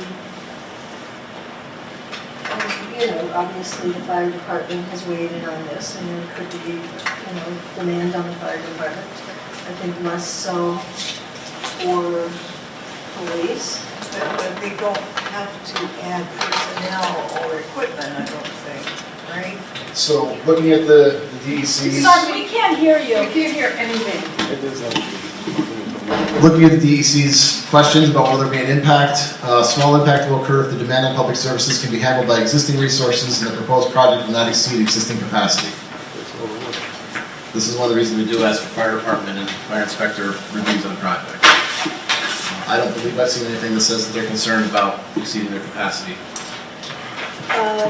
Well, no, and I haven't seen anything, I would agree with you, that indicates that it would exceed their capacity, and they did come in with some recommendations for changes in terms of the orientation of that first building, and I think that the applicant responded with changes based on the requests that were made by the fire department. Yeah, in addition to the emergency access only driveway. Correct. I do think by nature, development creates more responsibility from a fire department. You don't have demand unless you have an issue, but you have more possibility of them being needed. So I don't know if you want to look at the handbook guidelines or something, but you don't need the fire department until you need them, and the more development you have, the more you might need them. So I don't know how you really draw that line. But I don't think there's anything about the proposed nature of this development that's going to require them to have a ladder truck or a boom or something like that. Invest in a piece of equipment that they wouldn't otherwise have. And yet it will add to the aggregate capacity of the town. We've got a concentration of people in high density in one location, and if there's an incident, it's going to change the scale of the response that we typically get. But I think it's a small impact. So we did receive a letter from Brian Knapp saying that he talked to his officers about the project and everything was good to him.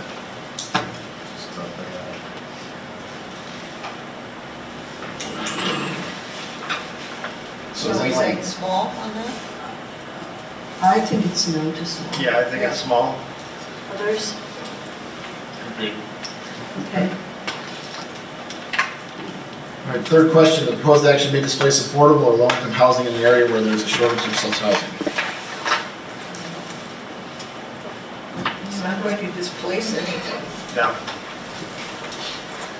The proposed action may interfere with the use or enjoyment of officially recognized or designated public resources. No. We talked about that previously. And the proposed action is inconsistent with the predominant architectural scale and character. Should probably say of the area. I can pull up my guidance on this one. Yeah, I think no. Yeah, you were saying, well, You want to pull up the guidance? Craig said no, I can pull up the guidance if you'd like. Yeah, why don't we? It's a commercial district. So this is C2.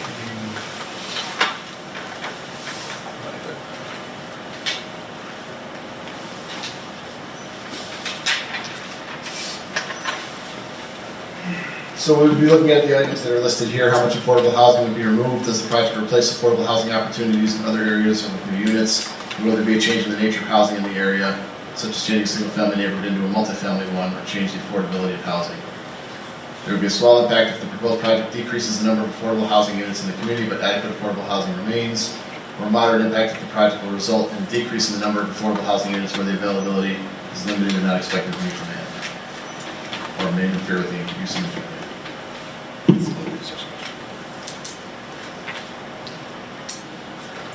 Wait, I was on architectural scale. I think we I'm sorry, already said no. architectural scale. nicely done, but wrong. Sorry, C2 and 3. So architectural scale, I take it back. So,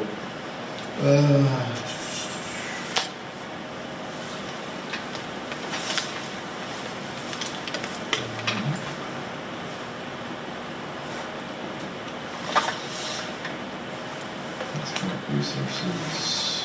There we go. This is the right one. I apologize. So, predominant architectural scale and character can be defined by size, height, setback, and site layout, common to existing structures in the area. It can also be defined by the architectural details.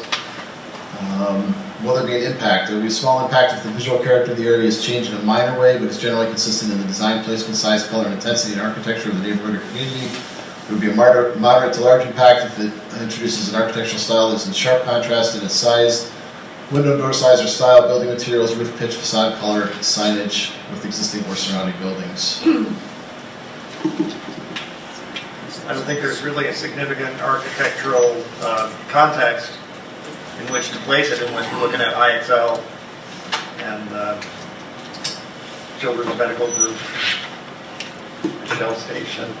Yeah, it You know. depends on where you are on the road, but you have a bunch of commercial structures that look like commercial structures.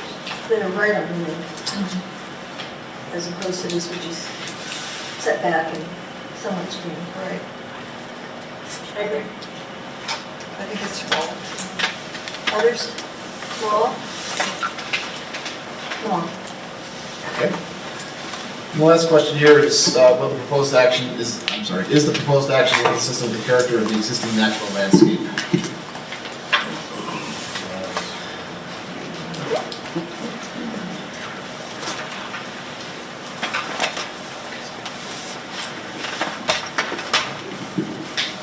So for this one, will there be an impact? If the proposed project does not physically alter the landscape or change the cover type or reduce, eliminate, or fragment natural resources, natural features, there will be no related impact. There may also be no impact if the project site is located in a heavily developed area already largely disturbed and built upon.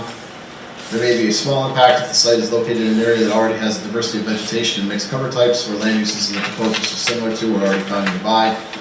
It would also be a small impact if the project activities do not have other significant adverse environmental impacts and the structures are sited in such a manner, or the change in the natural landscape is small in size and not in sharp contrast to the broader area. There would be a moderate to large impact if significant portions of the natural landscape are removed or changed, such as through blasting, grading, filling, and removal of surrounding vegetation growing in the area. The more buildings, lawns, roads, or other structures introduced into an area that is currently rural or undeveloped. The project includes a road that's highly visible where no other built features can be seen, or structures are taller than the predominant vegetation. I think it's small. It's already screened. Some screening will remain, and additional landscaping will add screening.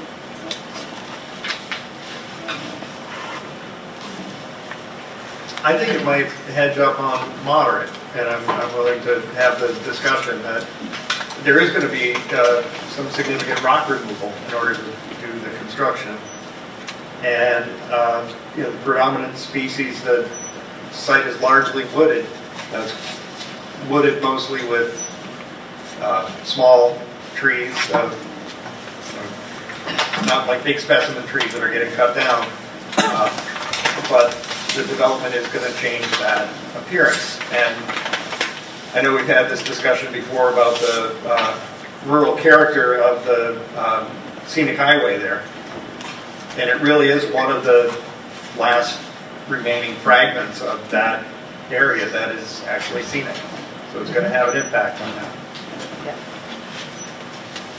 Others?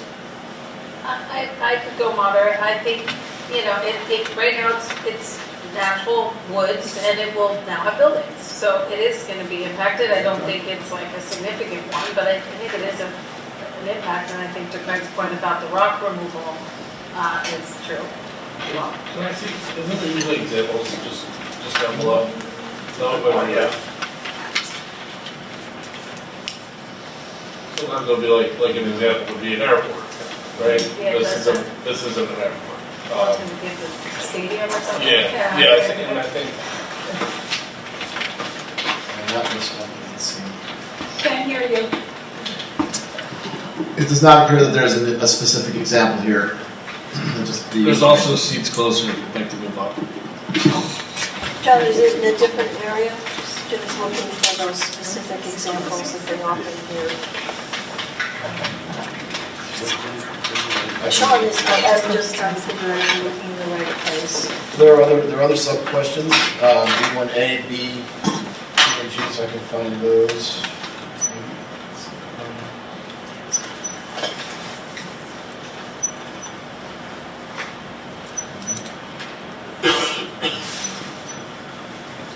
No, there aren't any other questions here. This is for question 18, so that's the best guidance we have from the BBC on this. Can you go back to the question, please? The question is, proposed action is inconsistent with the character of the existing natural landscape. Yes. And then the result has to be, is it a small or moderate to large impact? And these are your kind of guiding options. Say that again. Read it one more time. Read that first bullet. You want me to read the comment again? Or the So question? step under moderate. Well, Significant proportions in size. The natural landscapes are removed, changed, such as through blasting, grading, filling, or removal, right? Removal of vegetation. I mean, is that partially what we're doing? So that's moderate. But significant. Oh, significant, but it's under moderate to large impact. But it's Any host does I got that. it. You build Yeah, I any know. host, and you will be changing the landscape by excavating a basement and taking out a few trees. True. Correct. So it's again, as we've discussed before, these are generic forms meant for development, anything from small property to building a new Buffalo Bill Stadium, we know that. You're given guidance, and the board needs to make its best judgment based on the information provided as to how you think it falls into one of these two impacts, based on the information you have in front of you and based on the examples. And sometimes they're not super clear, and you just have to make a judgment call on what you think makes the most sense. That's why it says significant portions of the natural landscape, and it's up to you to decide what's significant. What's significant, yes. I think if you look at the overall development area, it is not significant to the entire area. It's significant in a, maybe in a, like, I don't know the exact amount of disturbed area. I mean, less than 5 acres. Of how large is the lot again, Ryan? A little bit over 30. Okay. So about a sixth of the property is going to be changed. And, admittedly, it's not like that view of the Hudson that we were talking about behind the Rhinebeck Hotel. Some things are really key resources, but not everything is. And I've sometimes reflected on this, that you drive, Hyde Park into Rhinebeck, and you feel the change. And it's the difference between how we present our community. And this is a part of that. It's not all of it. And, you know, is it going to be a death by 1,000 cuts where, you know, every developable plot, you know, has the same issue? I don't know, what that says to me is that development in and of itself is somehow offensive. This is a commercial district. It's a well-designed hotel that is going to be screened, disturbing 5 acres of 30. I think it's a small disturbance. I would agree. I agree. All right, I'm outnumbered. I do. Sean made a good point, sorry. You know, disturbance depends on how close up we're looking within the, like, it's 5 acres, it's right there, but the disturbance to the overall, you know, neighborhood, if you will, is. Well, and I'm never sure in these types of questions how you define the area or the context. You know, within what? Within the entire corridor? Or within that microcosm of what we're talking about. And I just think in general, it's a small, in my opinion. Is that the board's general finding, that the majority opinion is small? I just want to say, you know, just because everybody else doesn't agree with you doesn't mean that you have to give in. Just for the record, if you're not persuaded by the rest of the group consensus, you can continue to maintain your position on the record, and you should. Well, frankly, I could go either way with this, and I really feel like my colleagues have brought up some very salient points, and I think they've convinced me. But I also feel confident that I've done my duty in getting us all to deliberate this, and I think that's really key to this process, is that we bring those ideas out and test them against one another. Yeah, agreed. So you feel the need to poll the board on this? No? I'm willing to go with small impact. Greg is okay. And let me also for the record say, Greg is generally not shy. So he's never been one to shy away from offering his opinion, even as a lone dissenter. All right, so that would then, we would then like list number 18 as the answer is no. It's not inconsistent with the existing community character. We'll move up to number 17, consistency with community plans. This question is asking if the proposed action is not consistent with adopted land use plans. Item number 1, proposed actions, land use components may be different from or in sharp contrast to current surrounding land use patterns. Commercial. No, I think it's commercial. Yeah, it's no. So no or small? No or small. Yeah. Yes. Okay. I agree. Proposed action will cause the permanent population of the city, town, or village in which the project is located to grow by more than 5%. The answer to that is no, there's no permanent population. The proposed action is inconsistent with local land use plans or zoning regulations. No. Proposed action is inconsistent with any county plans or other regional land use plans. No. The proposed action may cause a change in the density of development that is not supported by existing infrastructure or is distant from existing infrastructure. The only infrastructure we're really talking about here is roads. We're not talking about hooking up the public water or sewer. We do have a utility line and we have roads. I think those would be the two. So it's asking if there's a change in the density of development that is not supported by the existing infrastructure or is distant from the existing infrastructure. I think the only change was it's a small change. But I know when we look at examples, like a moderate to large change would be, you know, 1,000 cars a day or something like that. It would be a significant change in that. It would be the need for a new substation, the need for additional power. And we did discuss that previously, asked for some clarification on that. And we're told that this will not require a new substation. And anything that would be traffic related on the road has been commented on by DOT. Yes, and we did already do the traffic element of this, so there was no impact based on those questions. So it's feeling no or small? Yeah, with the addition of the, because they're going to be putting in a new turning lane. Correct. So that's a mitigation. that's a mitigation. Thank you, question.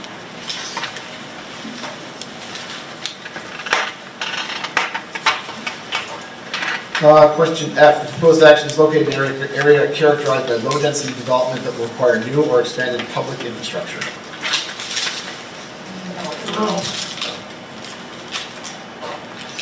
The proposed action may induce secondary development impacts, such as residential or commercial development, that is not included in the proposed action. I don't think so. Anybody disagree?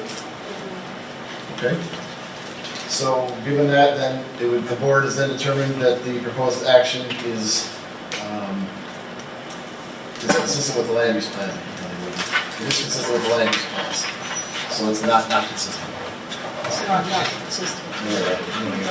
It's consistent with the community plans. Question 16. We're looking at impact on human health. The proposed action may have an impact on human health from exposure to new or existing sources of contaminants. Letter A. The proposed action is located within 1,500 feet of the school, hospital, licensed daycare center, group home, nursing home, or retirement community. I looked into this. I don't believe it is. On that note.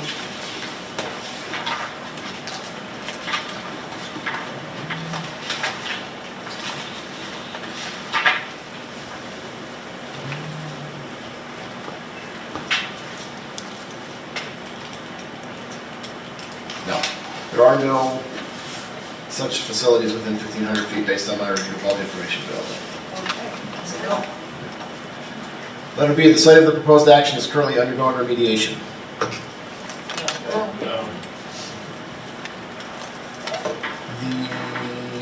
There is a completed emergency spill remediation or completed environmental site remediation on or adjacent to the site of the proposed action.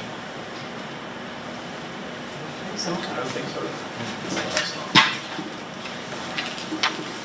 So does everybody agree the answer to that is no or small?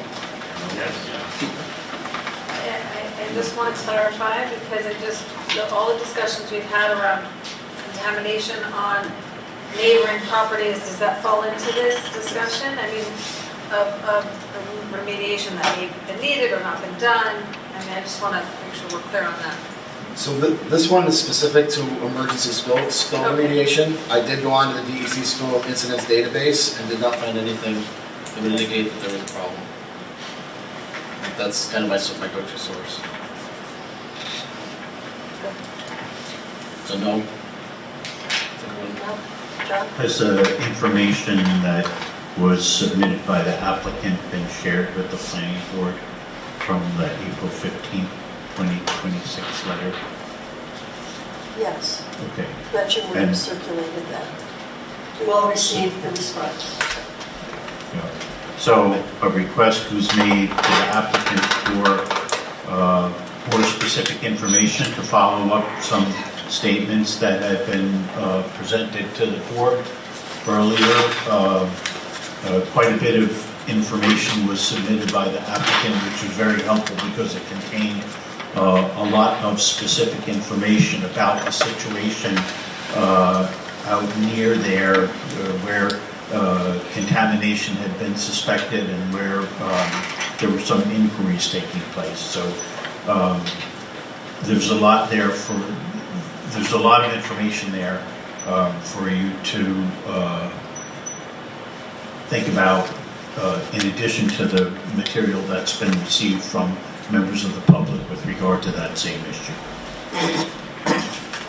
And I would say that, just to confirm, I conducted my own search of the DEC remediation and spill site files, all the layers of them, and I was not able to find a record of remediation in DEC's records in that database in this area.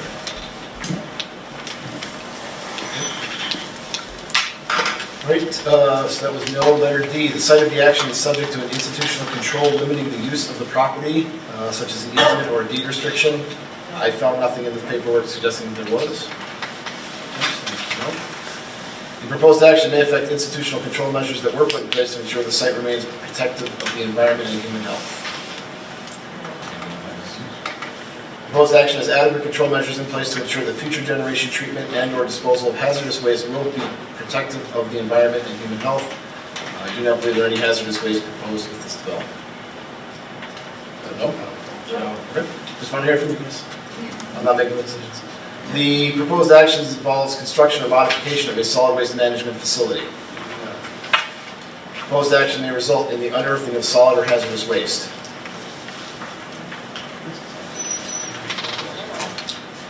No. No? Questions? I do apologize, I didn't have a chance to catch up on that message that was sent on the 15th, which was just last Wednesday.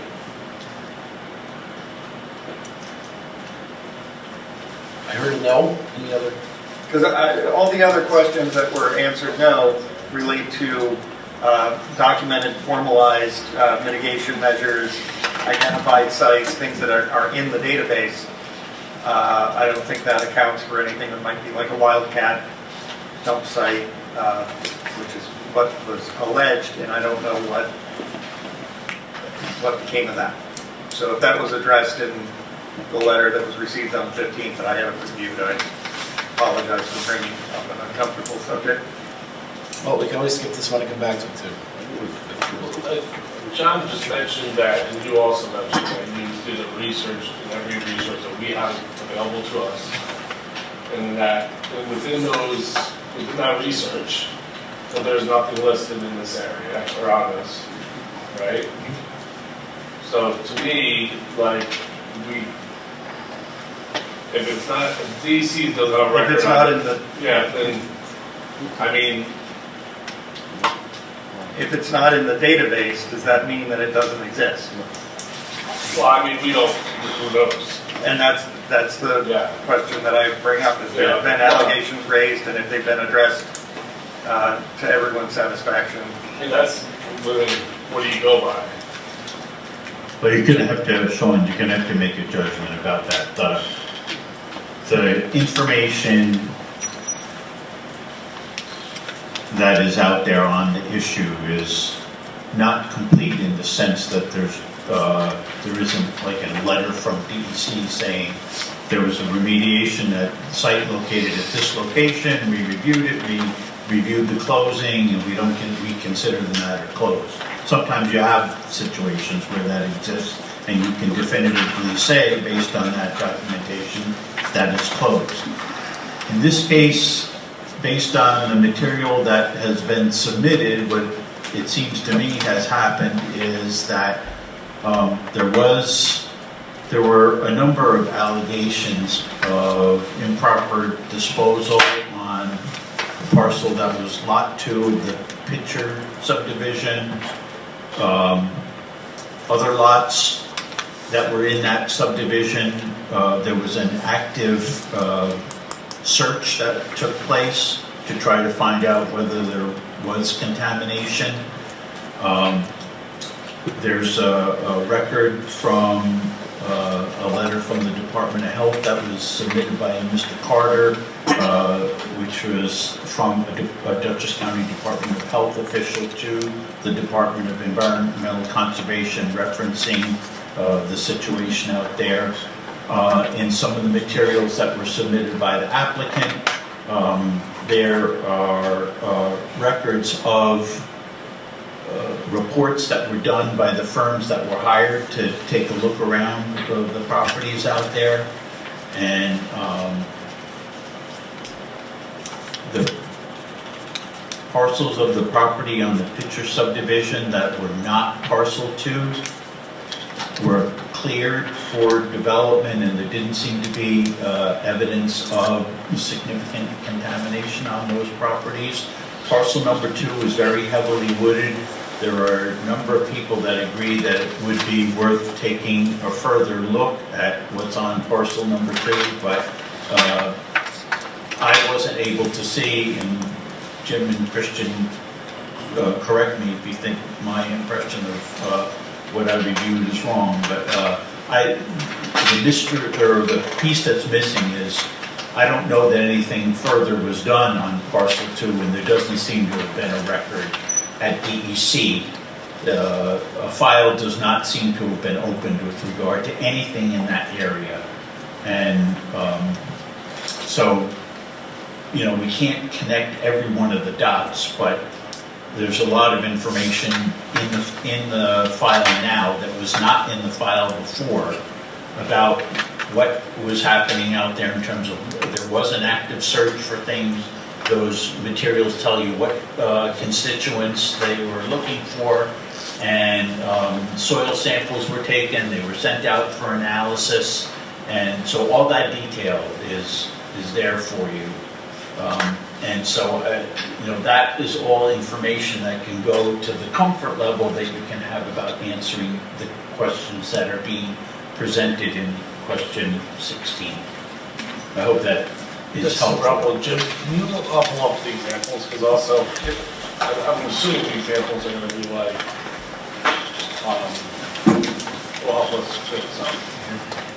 Yeah, I also showing it before we go further. I just want to say, you know, Christian or Jen, if you think something needs to be added, or you think I'm not correct about something, I would encourage you to, you know, speak up. But John, everything you're describing did not happen on the applicant's property, is that correct? That's my understanding, that's correct. So, for this question, which again is the proposed action may result in the unearthing of solid or hazardous waste, the DEC secret form refers us to D2Q and D1F. D2Q. Does that make any sense to you? You know, asking if the site is not adjacent to a location that contains contaminants that may be disturbed, released, or leached out. Will the project use, create, dispose of, or store any hazardous substances as part of its construction or operation? If it's not on, adjacent to, or near a contaminated site and does not use, create, or dispose of, or store hazardous substances, there'll be no related impacts. So that's question number one. And then when it talks about identifying potential impacts, it talks about exceeding numeric thresholds. And if it does, it'll be a moderate to large impact. If it does, you have to look at the scale and context, determining an impact may be small or moderate. And again, some questions are not meant to be exhaustive. If we then go to E1F, which is here, this one has all sorts of sub-questions in here about risks and contaminants, but it actually breaks it out by sub-question, which the others don't do. And for H, it states that proposed action may result in the unearthing of solid or hazardous waste. If an action is on a site that unearths solid or hazardous waste that had been previously deposited, there is a high risk for spill, leaking, leaching, or emission of those substances into the environment. A small impact could occur if the storage of pesticides, herbicides, or other chemicals will take place, or solid or hazardous waste will be generated in limited amounts that can be easily handled in a permitted disposal facility. Moderate to large impact could occur if the reviewing agency answers yes to any of the questions up above, which were these. If there's a new use or high-density residential development proposed near an existing site, the site is undergoing remediation, there will be storage of pesticides, herbicides, or other chemicals greater than 100 feet but less than 300 feet from a water body. Solid or hazardous waste will be generated in a month and may require additional capacity to be developed in an existing or new permitted disposal facility, or storage of pesticides, herbicides, and other chemicals will take place on a site within 100 feet of a water body, well, or water source. There may be other impacts that they state. They also state in here that local and state health departments are important resources that reviewing agencies should use to help assess impacts on human health. It's not expected that reviewing agencies do that assessment, but they should call upon others who do have the expertise to help them evaluate risks associated with hazardous materials and uses. I would like to suggest that we come back to this one question after we've all had a chance to review again the information that arrived on Wednesday. Is that okay? I like that. I agree.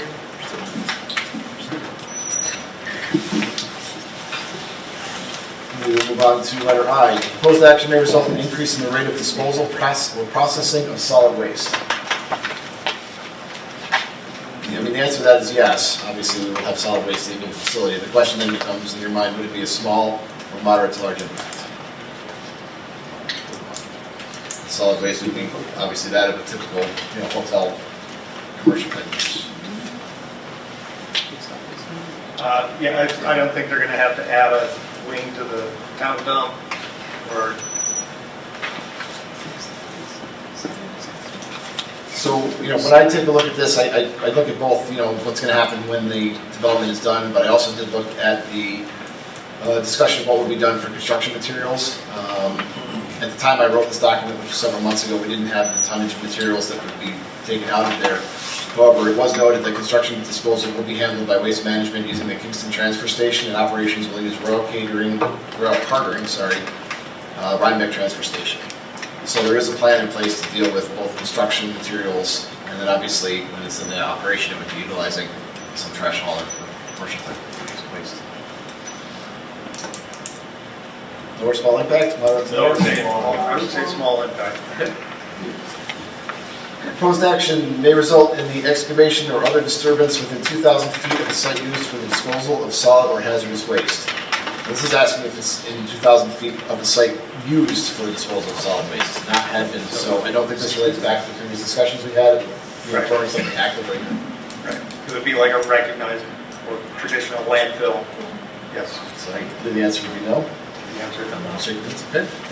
Proposed action may result in the migration of explosive gases from a landfill site to adjacent off-site structures. No.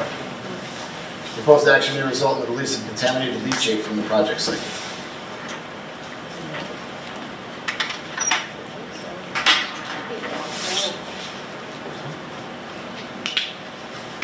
I would say no or small. There's nothing, it's not like it's like a paper mill where you'd have a lot of effluent that's going to. Perfect, yes. And again, looked at the HC databases and saw nothing that would suggest that there was a concern on the data that they provide. So with that, then we've completed all but one of the subsections of item 16, impact on human health. So we will come back to that one at some point in the near future. So with that, take 15 real quick. Keep going, go back through some of the questions we hadn't answered before, see where we land on some of these, and knock a couple off. Or what do you think? Christian is here, which is good. He did 1 through 4. I think it was 1 through 4. Or we can take public comment at this point. Yes. We're going to take public comment. I think so. Good idea. Why don't we step aside for a minute and open up the public hearing, and at that point we'll put more of these questions and comments on the table. I'm sorry, my microphone has died. I'm doing the best I can. There's no green light. I'm trying. So we're going to take a break from reviewing these at this point and open it up for public comment portion of this evening, and then we'll decide at that time whether we'll go back to the ones that we haven't completed or wrap it up for this evening. I'll remind you of the format here. I'm going to ask you to come to the microphone, state your name and address, make your comment. Comments already been made this evening. We'll encourage you to defer to the next person and we'll move on. Okay. Would you like to go first? Please, thank you. John, I got the same reports you did. I'll pass these around. I only got the Freedom Information report from Would you go to the microphone, please? I'm sorry. And introduce yourself. Yes. Okay. I'm Jeff Carter. I'm Rhinebeck, Hook Road, very close to the place. Just to remind everybody quickly, bought the land in '77 with my brother, 33 acres, which roughly equates to the size of this development. And I've been tracking this. I'm sorry for the late jump in here. I did foil the same information that John received. I have a slightly different interpretation. I sent it 5 o'clock this afternoon because I only received it from DEC about 1 o'clock this afternoon. I synthesized the whole thing and I sent it to the planning board, and it's available for all of you to look at, which I hope you look at very closely. I've got the skin in the game in 2 issues here. I thought very heavily about telling you what I'm about to tell you. I moved into that property about 1978. Within 2 years, My wife had to have a hysterectomy, okay? We didn't have children. She's no longer my wife. I no longer have the children I didn't have. I'm not alleging cause and effect that by my living at that location caused her cancer. About 7 years later, another relative of mine that lived very close by had a double mastectomy, okay? I'm not making any allegations between the contaminated soil that was found adjacent at my neighbor's house. Now, you might call this a cheap shot, okay? It's not a cheap shot. You had to feel it when I was there, both cases, all right? So take that at face value. Now, I want to say about the contamination. If you look at the study, it was on the perimeter. The properties that were developed close to our 33 acres were on the edge, so they were intensely studied. However, the picture property major was not studied because it wasn't under, the scrutiny to have it looked at because it wasn't under active development. Okay, and on the issue of open remediation issues, I think in the documents that I sent to you, that there are some DEC references to cases that were not closed, if you look at them very carefully. So, I said that, it's hard to say. All right, now, I'm going to go slow. Just give me a couple seconds. All right, I did want to start out by saying I'm very happy to be in this environment after going through a year of the book club stuff. I'm right looking. This is a little more civil. Yeah. Okay, so the other area that might come up in the secret application later is the stuff that you've already been through about the well and the drawdown. I want to know, I didn't have a chance to synthesize it completely, but I did notice that one of the wells in the 72-hour test got a drawdown of about 9 feet over 72 hours, and I mentioned before my well's at 130 feet, and at 9 feet in 72 hours. And we all know not enough about geology to determine whether the structure of the rock would, result in problems with potable water for the neighbors over long term. And there's absolutely no bond, no guarantee for any of our neighbors. There are a few of them here. I recognize them. I love them. There's nothing on the table that if that comes down the road, that we're going to be covered. Okay? 9 feet, 72 hours, 130 feet. You calculate the hours. If it's going to be replenished, what's the recovery rate? Tommy said, and I want to mention that Tommy was very much involved in this early on. You know that, Tom. About where the waste was on the initial letter. What? I'm part of your... Yeah, me too. Now, I want to mention that there's not enough information. You don't have enough information. So, I can't tell you what to do. I don't want to be rude. But what you should do is tell them to go dig all over the place and find out where the rest of the dumps are. And have them do an adequate water test. And then we'll clear the table. Okay? That's what should be done. And you've got the power to do it. Now, I'm sorry if I insulted anybody. And that's the end of my statement. If you got any questions, I'd be happy to answer them. Thank you. Yes, sir?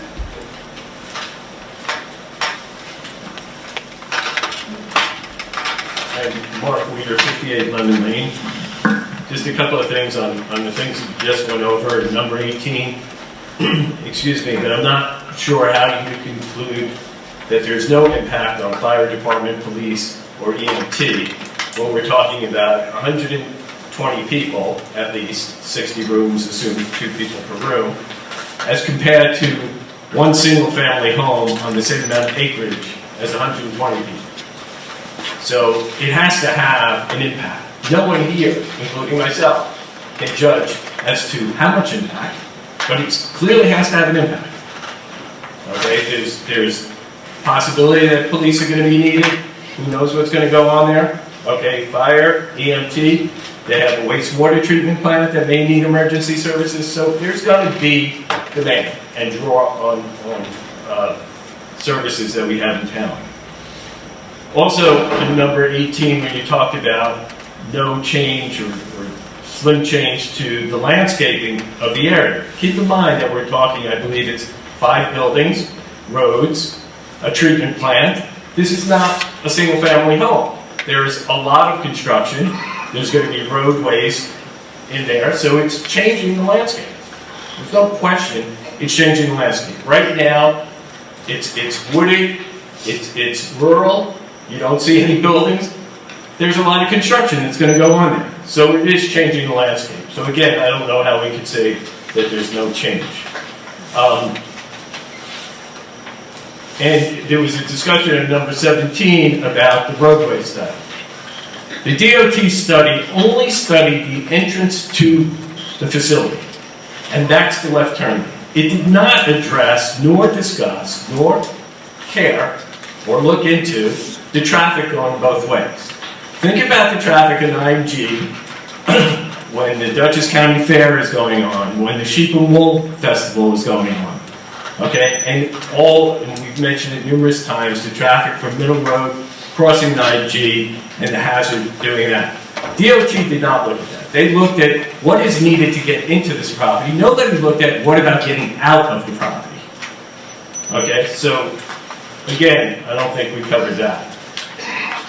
Going back to this hazardous waste and remediation, I want to make it clear that you have documentation from a number of our neighbors that came from state departments. Okay, this is not hearsay.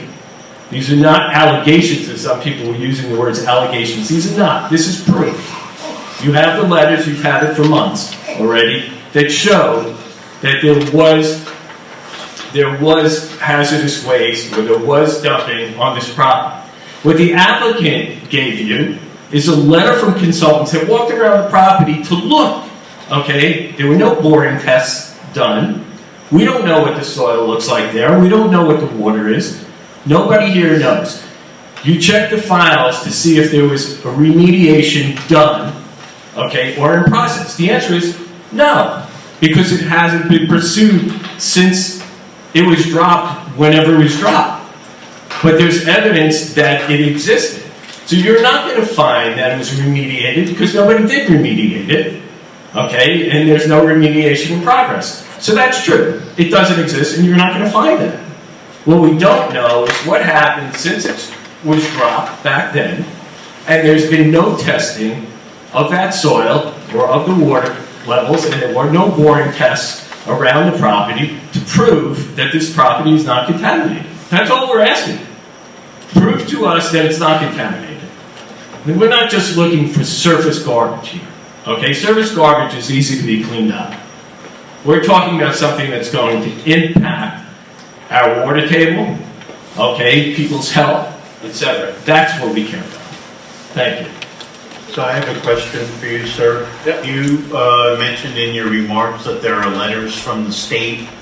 Can you identify those, please? Yeah, I gave one. Can you go to the microphone and identify yourself?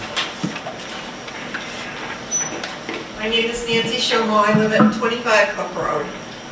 I submitted the DEC letter a month and a half ago with pictures that I showed you all of the dump stuff that's back there. And it's definitely affecting the water. And since I've lived there since '91, I have not been able to drink my own water because it's contaminated. I've had it cleaned several times.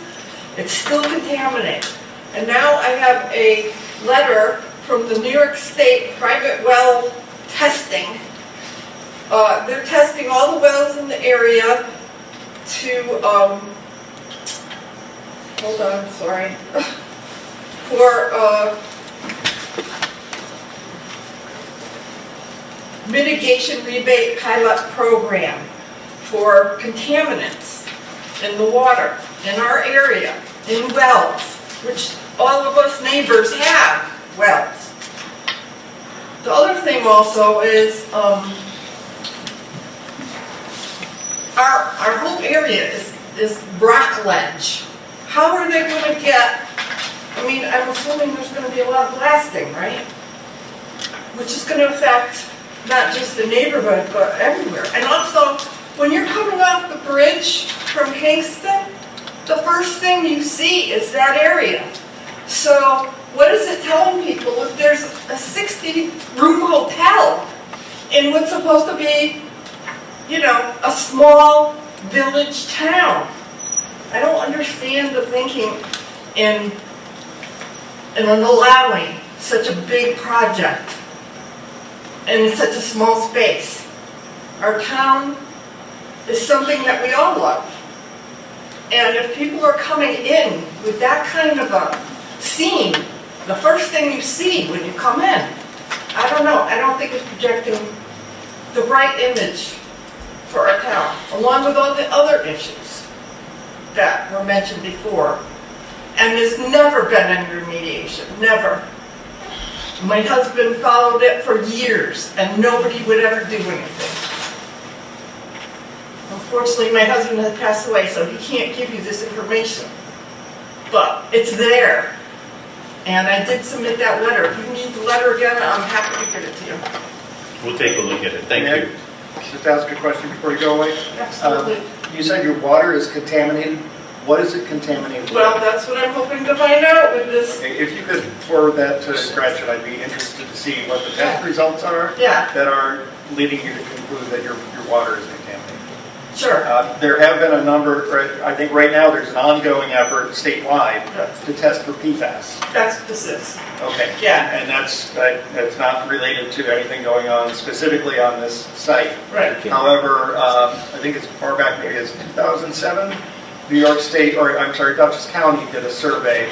I wasn't able to find any locations that were along Hook Road or Middle Road, but there was one location that was tested on River Road, pretty close to where Upper Hook is. And they have the full rundown of, about 20 or 30 things that they've tested for, micrograms per liter. And very little contamination was discovered.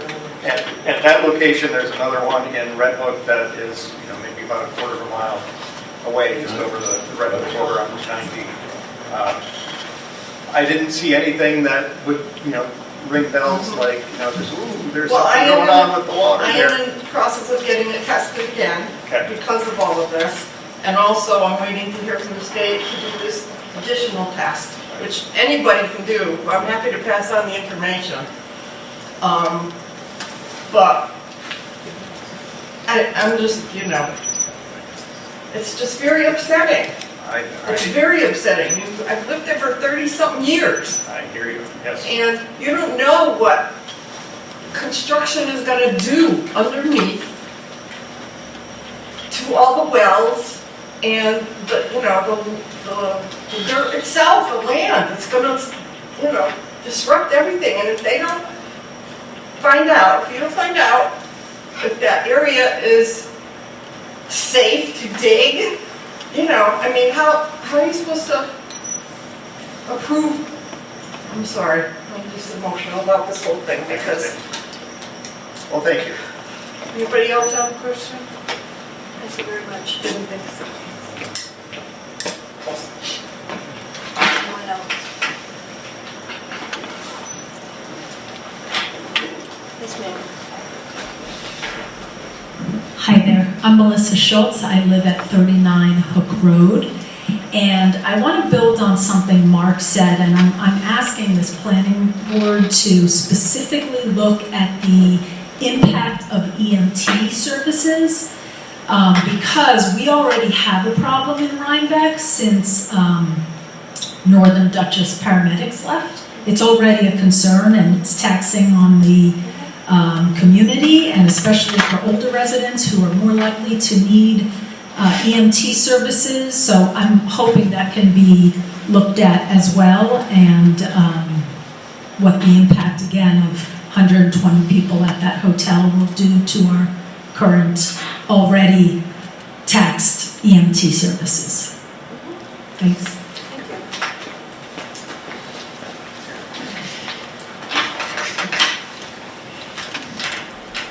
Is that it?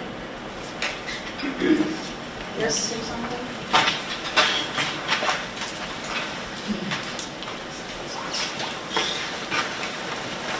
Very out of character for me, because I'm like a hermit, basically. But my name is Ellen Siebold, and I'm proudly the 5th generation of people that have lived in Rhinebeck, many of whom lived on Lemon Lane. And we were approached about digging our well to test the water usage. And I've been around long enough that when we have droughts, our pump draws silt. We have a 100-foot well? Yeah. I think our well is about 100 feet. So I'm extremely concerned about the water, basically. Having clean water, having sufficient amount of water to maintain a lifestyle that we've become used to. It seems like a large scale for the environment. I'm not against development and growth in Rhinebeck. It's changed a lot. But I'd like the water issue to really be addressed, to have some accountability down the road. If things do go south, that all these residents aren't left with any clean water. Thank you. Any questions? Thank you very much. Catherine?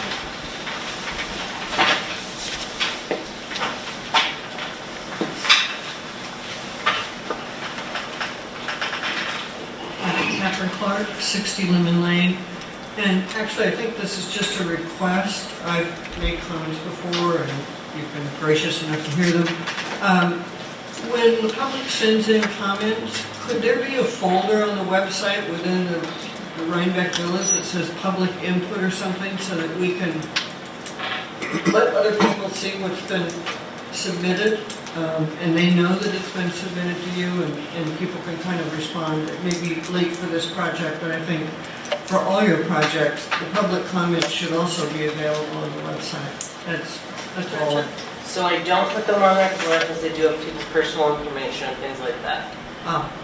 On top of that, keeping up with every single thing that comes through is a lot just to keep the Google Drive the way it is. It was done as a courtesy so you don't have to come in to look at all the materials. But I would say for those things, public comments, things like that, you can come in or you could just request them, and it's easier to just send it out. And a lot of it is the personal information. That's the reason that we didn't put it on there to begin with. Okay, it's a bigger conversation then, and I won't belabor the point now. No, I understand the rationale for your question. I mean, it would be nice if it were easy, but I think we shouldn't be getting to the point where we're making Gretchen responsible for redacting personal information from things that have been submitted. I just think we need to be careful. Well, and then it becomes also, every application expects that. It's every single thing has to go on, every detail of the folders, and I'm going to be honest with every one of you, there's not time for that. That's why it's public record and everybody can make an appointment. Just call, email, and do it that way. I know it's a little bit of effort, but that's why the Google Drive is there, to make it a little less for you guys. May I ask where the minutes can be found? Because I can't find minutes from the past 4 planning board meetings. If they are on the website, if they are not uploaded yet, then just shoot me an email and I'll send them over to you.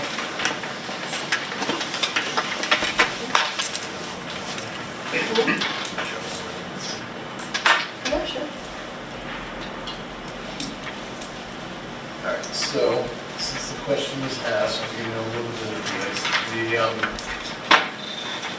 the minutes are on the town's ecode360.com site, and if you go, essentially if you go to the zoning and you go to and then you click on home, we give everything that's available digitally, resolutions, minutes, and all that kind of stuff. So if you click on minutes over here, we give you the filters, and you can go through and click the CAB, planning board, town board, and if they're posted, that's where they're located. Right, but there's nothing past January 20th. I don't post them. I send them on. So if they don't get them posted, that's why I'm saying email me if they're not up there and I'll send them to you. Okay. By law, aren't they supposed to be posted for They're anyone supposed to to be approved access? and available to the public. I don't know if the requirements to be actually posted. That's more question. I don't know the answer. Yeah, I don't. It I know they have to be never used to be available. before we all went digital, but I don't know if the law has changed. I don't know the answer. But I would also, I'm not saying this replaces minutes, but generally the videos of the meetings are available within a very short period of time, which to some extent are more comprehensive in terms of what they cover than the minutes themselves. You can go back, you can rewind, you can check everything that's being said at the meeting and what the answers are. So I'm not saying anything about the minutes, but there is an alternative source available that will give you the information that has the activities that have transpired at the meeting. And generally speaking, they're available within a week or so, are they not? Yes. Yeah. So, 2 days, pretty much. well, we Maybe shoot even for 2 sooner. days. So I would say, you know, to be perfectly frank, we have to wait until the following meeting to approve the minutes. So he's saying the video gets up within 2 days. So you have access to the most accurate bits of information about the meeting. Sure. The minutes are just obviously more, it's easier to find if there's something to go back to the video and watch. For people, because people have asked meetings that they've missed, minutes obviously. You're just not fascinated by the 3 hours of conversation? You can watch it at double speed. Yeah, You want a which is short? nice, which is an added bonus, absolutely. Well, we'll work on that, all right? Let's see if we can improve, you know, something in that regard. Anyone else? All right, well, I am in favor of wrapping it up for this evening. Some other questions have been raised that I think we'll be looking into. Christian will invite him back to future meetings, keep a place for him at the table. But if nothing else, then I would entertain a motion to continue the public hearing until May 18th. I do just want to clarify something a little for my own awareness. Is the contaminated soil keeps coming up. It is something that I'm going to be transparent is weighing on me. I understand it is not on this lot, but contaminants don't care about lot lines. And I just want to know, what is the process of testing? Is this an expensive process, or is it testing like we do for any other site around health department approvals and all these things? Because assuming it's a safe site, isn't it worth just getting it off the list? Isn't it worth just satisfying the public, the developer to know that people are going to stay there safely and we can check this off? So I just want to bring that up because it's weighing on me and I want to say that publicly. All right. Christian, you have anything to say about it? I have a general comment. I understand what your sentiment is, Elise. Unfortunately, the question, and Christian can probably speak to this better than I can, but the question is much more complicated than that. We have to have sufficient information about locations, where to look, what to look for. It is an expensive process trying to do something like that, so it can't be undertaken with without a certain amount of baseline information available. So there's a lot that, I understand where you're coming from, but there's a lot that goes into that. Yeah, and regarding one of the earlier questions that we passed on under impact to land, one of the questions was proposed action may involve construction on land where bedrock is exposed or generally within 5 feet of the existing ground surface. And that was passed upon because the board did not have enough information at the time. I think what one possible way forward is, request the applicant to determine where the bedrock is on the portion of the site that's going to be disturbed. And they may do that with probes. It doesn't have to necessarily be a huge involved boring, could be just probes until you get to refusal. And then have them sample 1 or 2 of those tests and see if there's anything in the soil that could be considered objectionable. That's one possibility, because we still have to come back to an answer to that. Now, there's obviously a cost to doing the probes, and there's an additional cost to getting the soil tested. I don't know what those costs are. Send it that for consideration. All right, thank you. Thank you for taking the time to go through the EAF tonight. I just didn't know, one, if, Jim, could you just kind of, before we break, tell us what's remaining on the EAF from your perspective? Yep. And I can send an email out. Why doesn't summarize it in an email? That's fine. Yeah, there's some items on a couple of these, on items 1, 3, 4, 14, and 16. We have a couple of sub-items on 1, those. 3, 4. Okay. 1, 3, 4, 14, and 16, based on my, but I can shoot you an email. With Yeah, no problem. That'd be as far as I can appreciated. tell. And 2, is there any way, I understand the board's scheduling, but is there any way that we could get back on in 2 weeks? Is that possible?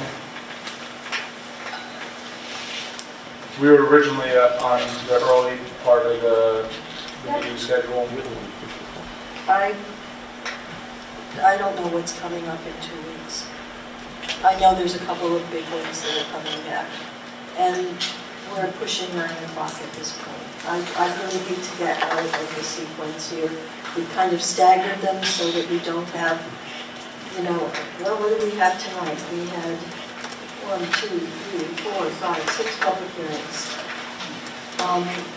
3 of them that took a considerable, a reasonable amount of time. We don't want to overload the schedule so that we don't allow sufficient time to really talk about these in the depth that we need. I understand and appreciate that concern. I guess where I'm coming from is that, if you'll recall, we were originally on the first meeting of the month, up until, I think it was February, where the DEC issue, the point of discharge, came up. So I'm wondering, one of the reasons that maybe we're here so late tonight is because the board did accommodate that request. And I don't know if maybe going back to the earlier part of the month would actually alleviate the burden that the board's endured tonight and having to be here until 9. But I believe we have a couple of large ones coming up. I don't see that we gain ourselves anything. I appreciate your request. I think we all like to stick to this. Thank you. Anyone else? Anything else? And then did I get a motion to continue? I did not, so. Can I just ask one more question? Is that okay? Yeah. As we're here tonight, is there any additional information from CPL or Jim or the board that is needed in order to complete the determination of significance? Well, going back to some of the questions that we passed on, will the action involve construction on whatever bedrock is exposed? We don't have any information on how deep bedrock is because none of that information has been provided. Is the proposed action going to involve excavation of removal more than 1,000 tons of natural material? We don't have any cut fill estimates. Well, we'll check. At the time that we did this part 2, that information was not there, and I recall a request. That information was supplemented, is my point. Like, we provided that information to the board. So I think what we'll do, I'll connect with you based on the questions you still have remaining, see if we have any concerns about validating information, and then we'll let you know which ones are still remaining, or we might have any remaining questions for information. Okay, do you have a time frame that you'd like us to? Do this as quick as I can. To accomplish that? As fast as I can. Okay. And I think one of the ones we passed on tonight, and then was asking everybody to take the time to go back and review the one that was circulated. Sure. So I don't want to speak for people here until they've had a chance to look at that one and then need more information. No, I understand. I wasn't speaking to that issue. I think that's perfectly fine, and I encourage the board to review the materials that we submit in response to the board's requests. Okay. Okay. Yeah, I just wanted to say thank you for that material. It was very helpful. No problem. Thank you. Appreciate it. Did I get a motion? And a second. To continue the public hearing? Continue, on a motion to continue the public hearing Continue to May 18th. Have a motion and a second. All those in favor? Aye. Opposed, abstention, motion carried. There is no additional business to conduct this evening, so I would entertain a motion to adjourn. Seconds, thirds. Second. Thank you, everyone. Thank you, public. Thank you for your comments.